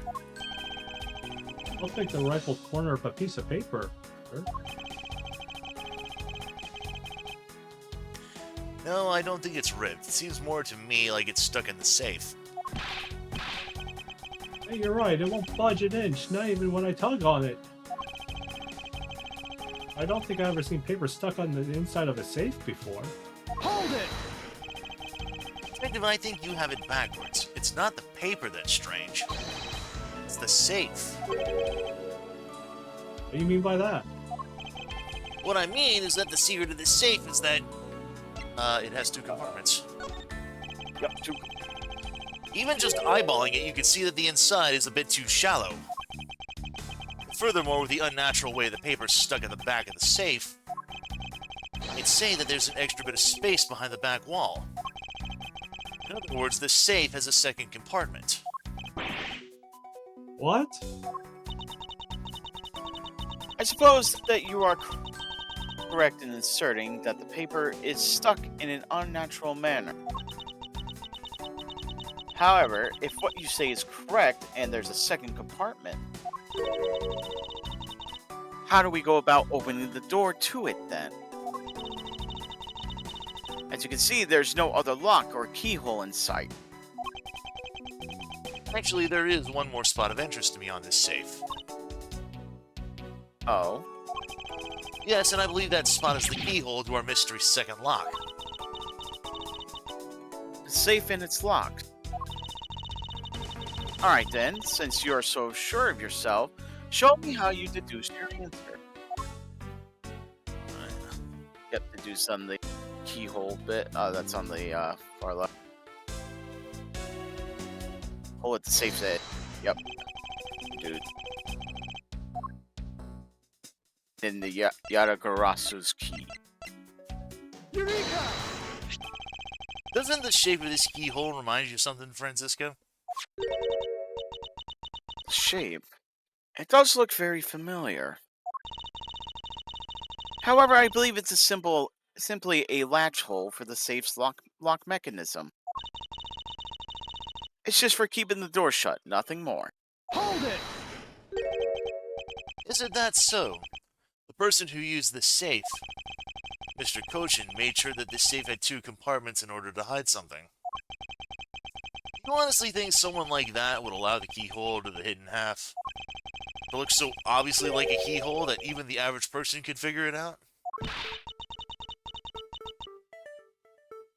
You can't be serious. Are you saying that this hole is the keyhole to the hidden compartment of the safe? That's precisely what I'm saying.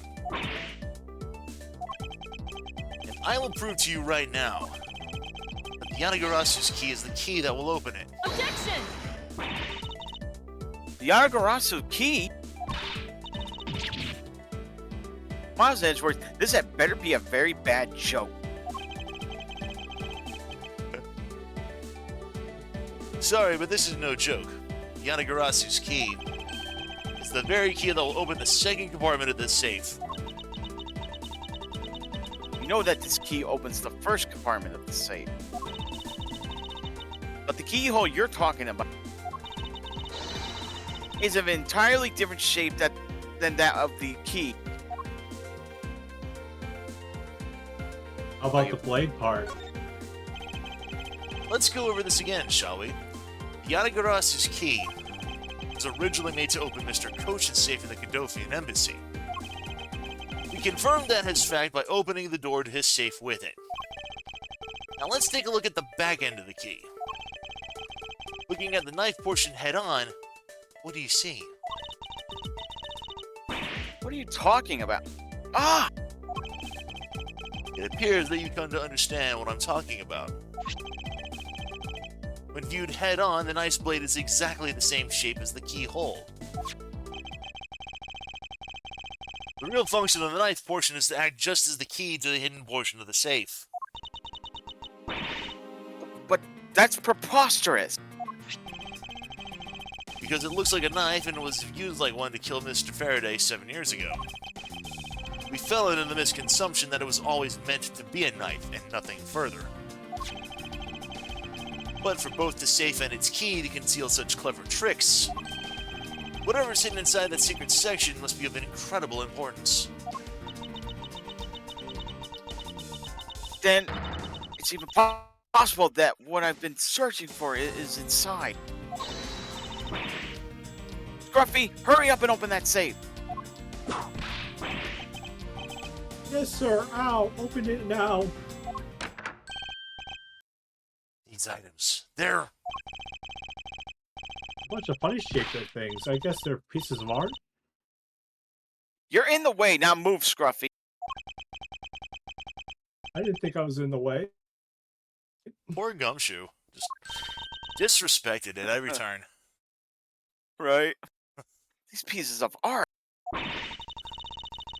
They're identical to the ones that have been stolen from various countries around the world.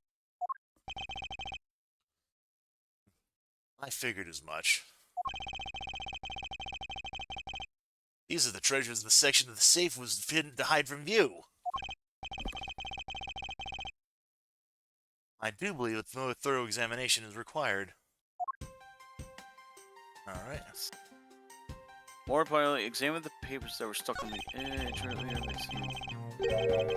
This is that document we thought was stuck earlier. I wonder what it's all about. Beats me, sir. Why don't we take a look at it first before we give up then, Detective? Mr. Coach's name is written here on the last page. Wonder what the significance of this document is.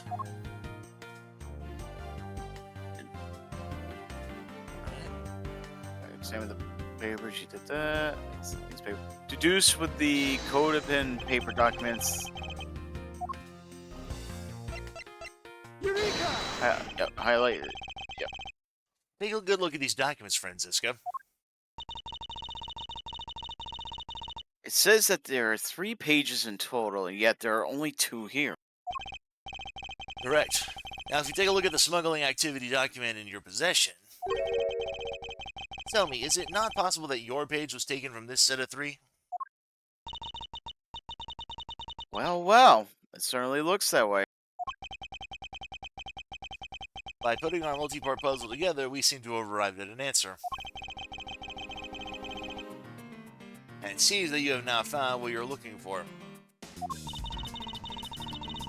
Yes, and with this, it has become crystal clear that Mr. Koshin himself was responsible for the mass smuggling of Babalis Inc.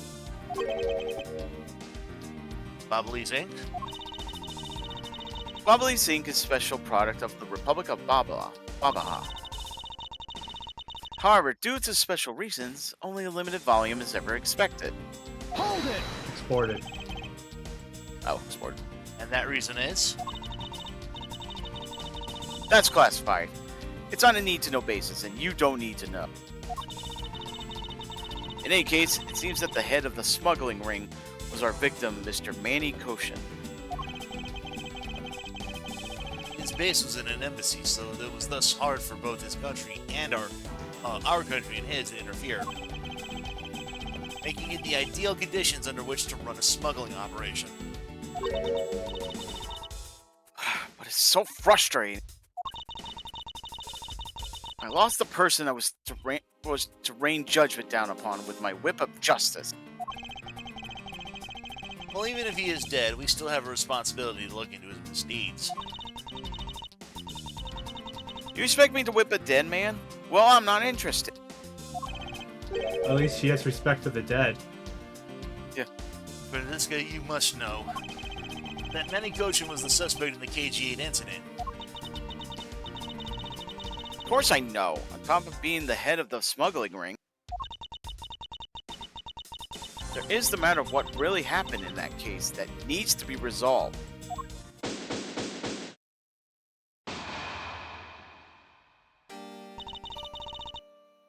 Are you done investigating? You realize now, don't you, that this girl is the only one it could be. Well, come along quietly, Yadagarasu K. Faraday. You are under arrest for the murder of Manny Kochin.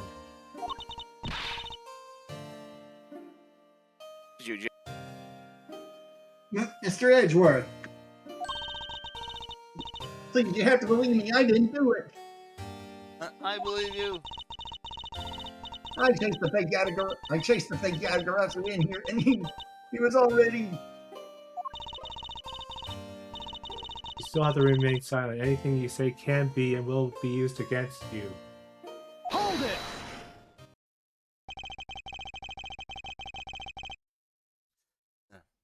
I'd like to help you reduce the number of mistaken arrests that Interpol makes. What is that supposed to mean? I believe I told you that Kay Faraday is not the culprit of this crime. Very well, I suppose I have no choice. I'll show you just how foolish your claims are.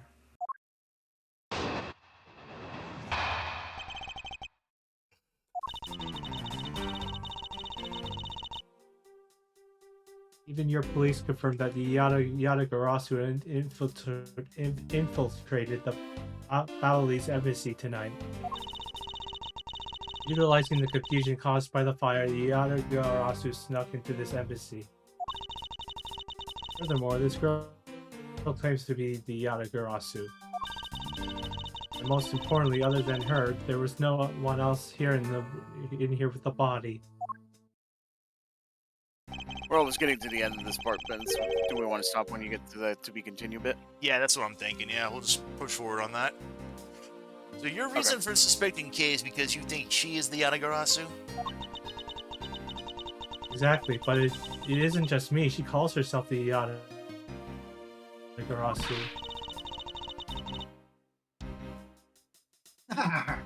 Look, how many times do I have to tell you? I was only out to capture the fake Yadagarasu. Imposter or not, it matters not. A Yadagarasu is a Yadagarasu. Yeah, see, damn it, Kay, what have I told you? A thief is a thief. Very well, then I shall prove that Kay is not the Yatagarasu who killed Mr. Manny Cochin. Go ahead and try. Show me what the prosecutors of this country Alright. are made of. Wait a minute. Okay, I'm not gonna say anything. I'll wait until after stream. Alright. You want to press the Please third confirm statement? that Yatagarasu and... Okay, Yeah. This is all stuff Yeah. that she's spoken before, so. Hold it! yeah. Just because she calls herself that doesn't prove that she's a killer.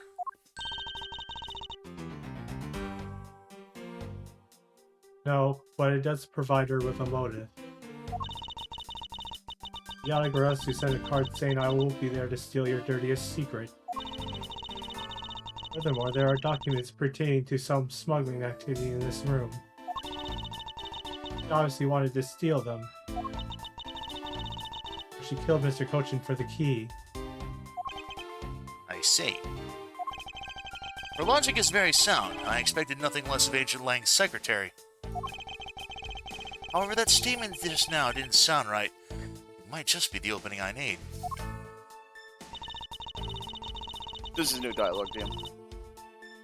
She wanted to steal the documents regarding the smuggling, so she killed Mr. Cochin for the key.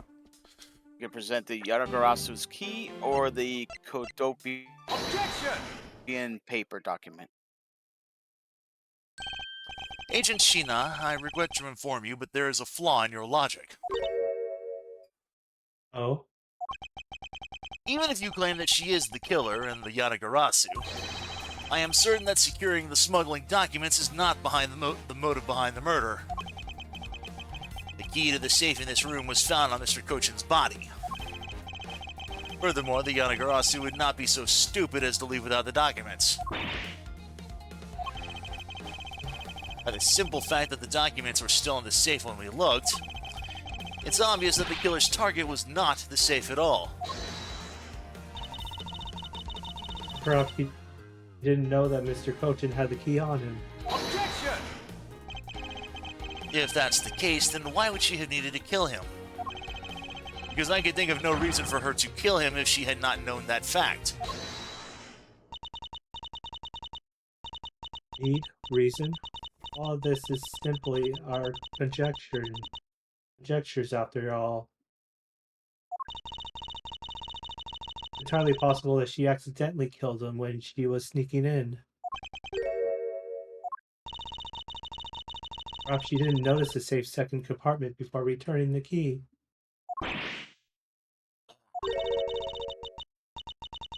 The fact still remains that Mr. Cochin was stabbed to death. Objection!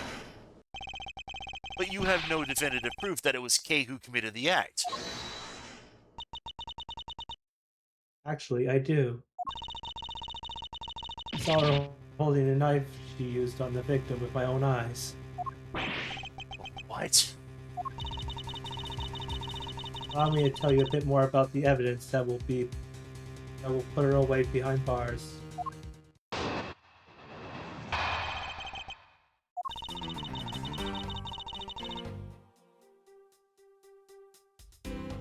The knife wound on the body is consistent with the blade of the knife. The knife with the butterfly handle is the murder weapon which the killer was holding. I assume she obtained the knife from the display rack and used it on the victim. The knife is a part of a special 3-step piece, which has a design like no other. The evidence and testimony, it all points to the girl. There's no counter-argument here.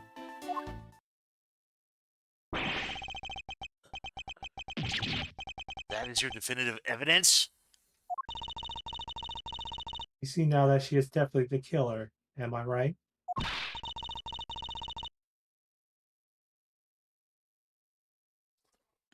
Oh, gee.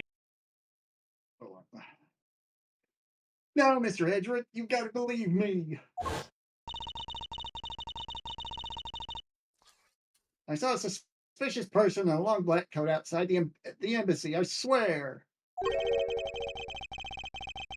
And you came in here because you were chasing this suspicious person?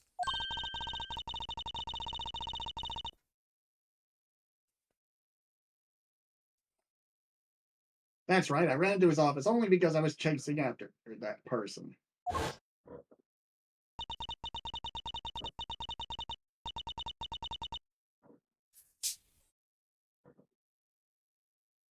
But when I entered the room, it was pitch black. I couldn't see a thing.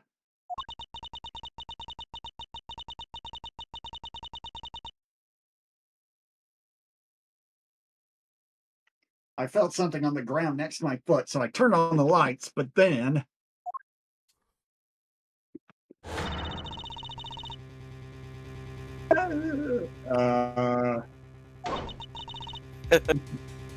Who's there? This is. I came to this room upon hearing the girl scream. When I saw her holding the knife, I immediately restrained. So the object Kay felt by her feet on the floor was the murder weapon. I had the knife analyzed right away, but we failed to find anyone's prints on it. A suspicious person in a black coat had came into this room before him. Continue to insist there was such a person, but if there was, where did they go?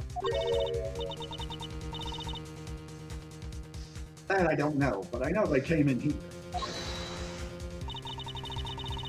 That sounds like the desperate excuses of a suspected killer, not a trustworthy testimony.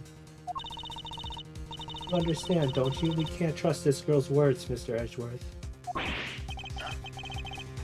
has a point. Even if Kay's words are the truth, I must show that they are with some solid evidence. Mr. Edgeworth, I really didn't. Okay? Don't worry.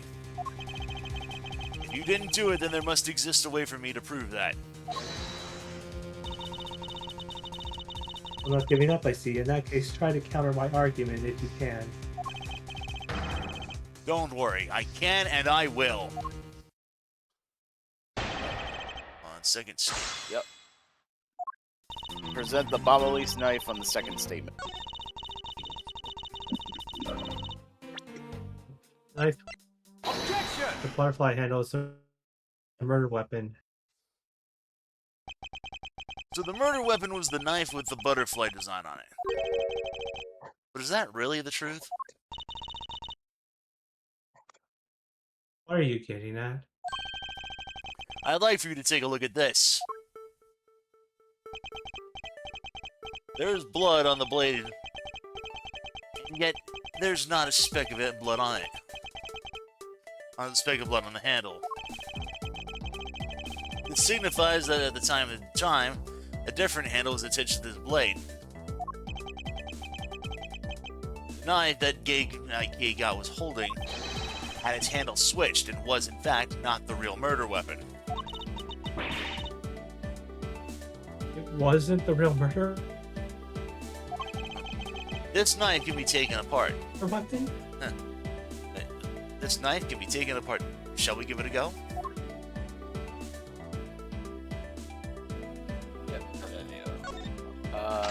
Examine the knife center to the center. As you can see, the Babalis knife now has been disassembled into two parts. The killer must have pulled the murder weapon out of the victim's body and proceeded to swap the knife's original handle with his butterfly one.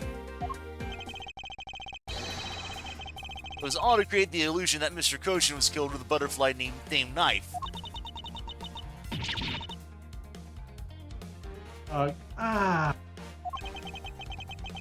This should clear up any and all suspicions surrounding Kay.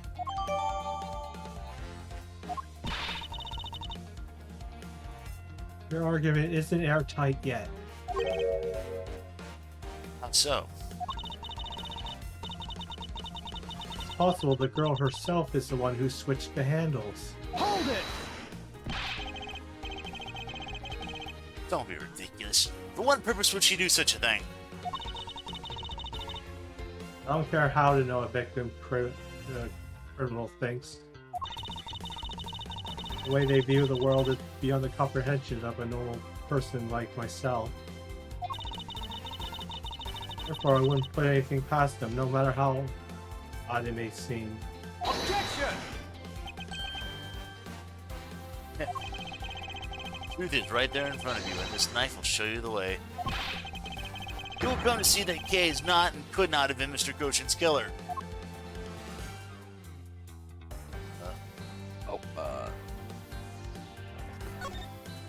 Examine the symbol on the blade. Hand. Oh, right there. Yeah. What is this mark?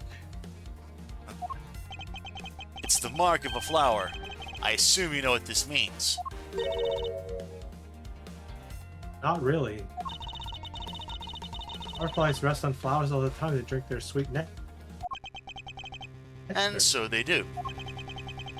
However, would this butterfly really drink the nectar of this flower? The answer is clearly not a chance. I'll prove the relationship between the butterfly and the flower with this. The embassy guide. Take that! You can't be serious. It appears that you've made the connection. The flower on this blade is designed after a certain country's national symbol. That's right, the Kingdom of Alabast. In other words, this blade is from one of Alabast's ornamental knives.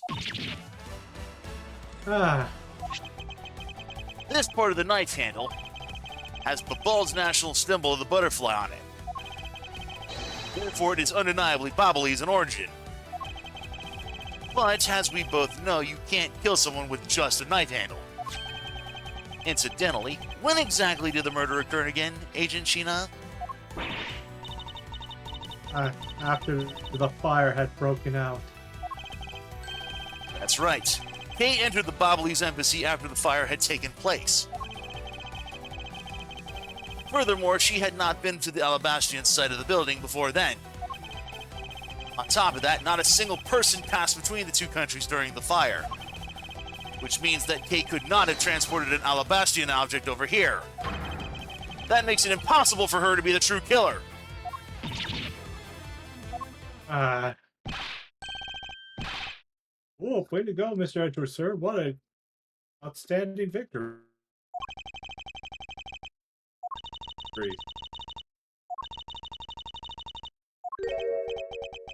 Oh, hey, why is everyone so quiet?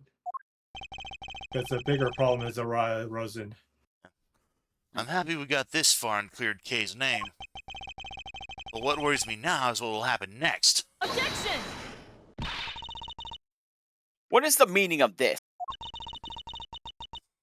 An Alabastian knife here? Do you mean, how did this find its way to the Republic of Babel? It didn't just find its way over. Rather, we should focus on how it was smuggled over.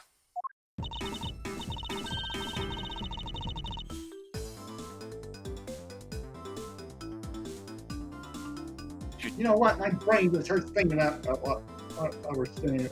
What we're just standing around. My brain just hurts in theory because I am very tired.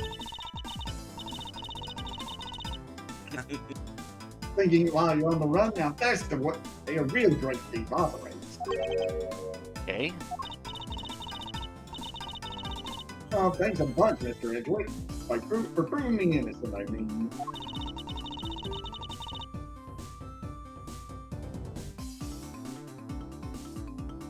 You believe me the whole time, right? Tell me you did. Sure, let's go with that. Oh, he even like, yeah. Yeah, no, not really, but...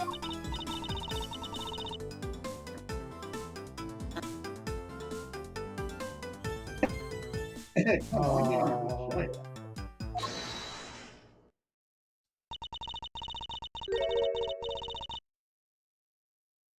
Your argument is still not airtight, though. Would you care to elaborate?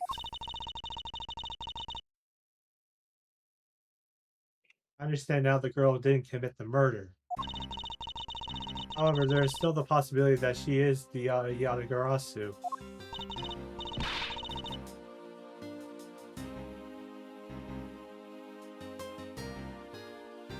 And again, look, how many times do I have to explain it to you? I am the real Yadagarasu.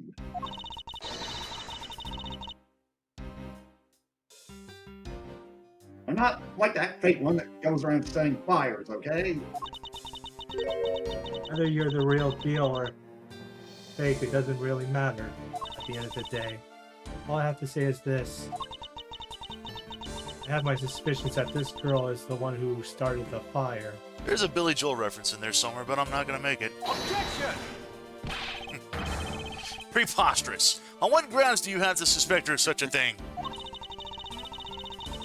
The fact that she calls herself the Yadagarasu, that in itself is the most eloquent proof. This shit. Nah. This shit, nah. Yes? I have no intention of taking back any of what I've said.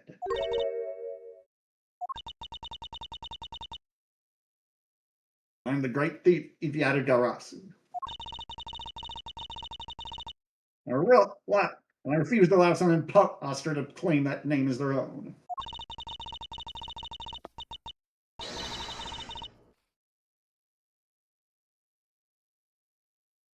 The path of justice that my father pointed me towards, I will walk it the best I can. Not good to be so stubborn. I hope you can understand that one day.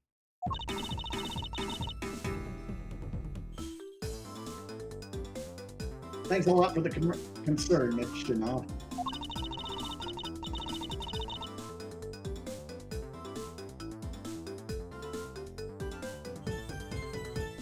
Let me share something with you too as a token of my appreciation.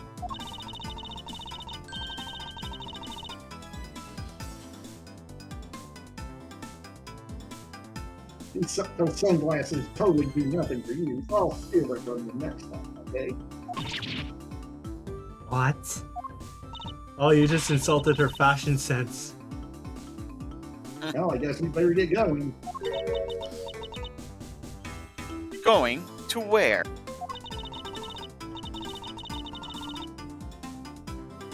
Licking the mouth back. If you don't go, we won't know for sure, right? Suppose not. We won't get anywhere simply by standing here thinking. See where the Alabastian's knife came from.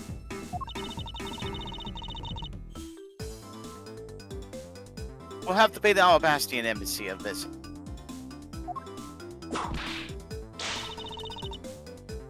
Let's go, Miles Edgeworth. As you are my subordinate, I will not tolerate you bringing the investigation to a halt. Even though we are going to for a week. No. Yeah. Understood.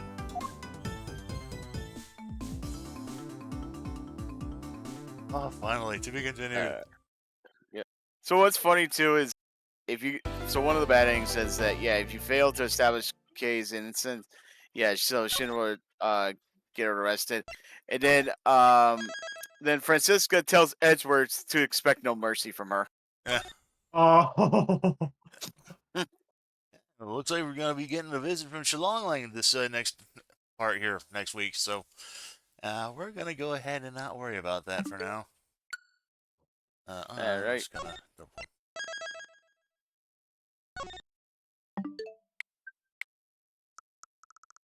Yeah, a few minutes over I time. imagine it's probably going to take at least 2 more streams to get through this one. Yeah. And Jim's Geelong Lang's back smack attack. Yeah. That's a good one. I'm gonna have to remember that one for for next week. So anyway, we're gonna go ahead and end things off here. Tomorrow we should move forward with Origami King. Worst case scenario, we'll probably maybe do something a bit different. Just break off for if we can't get everybody available for voice acting and whatnot. But that's exactly why we went ahead. We shifted gears and did Ace Attorney tonight, as opposed to doing that tomorrow. And I'd like to thank you for that too. Yeah, just in case. Hey, anytime. Bad storm. So, yeah, not against doing that. So, but But yeah, we'll go ahead and we will end this off here. Join us tomorrow evening for more Ace Attorney. And You mean I'm sorry, Origami more King? Origami King. Yes, I'm so used to sticking to Yep. the original idea. More I Origami know. King for tomorrow. It's So all good. Yeah. and then we should be back to our regular thing by next week. Yep. We'll probably be doing Origami King on the 28th and more Ace Attorney on the 1st of January. So 1st of March. yeah, I'm just first. Oh yeah. Where am I? Oh I'm yeah. tired. I am just fucking all over the goddamn Oh place. But yeah. We should probably look into an alternative before then. We'll see because we haven't we haven't made this decision on that. yeah, we should be fine. But we'll, like I said, we'll keep an eye open on that. So until then, that being said, this has been Mr. Ben. This is Jay Smith. It's rated. Yeah, I'm 21. And thank you everyone for swinging on by. We'll see you guys tomorrow night. Have a wonderful evening. Take care, y'all. See ya. Later. Have a good weekend.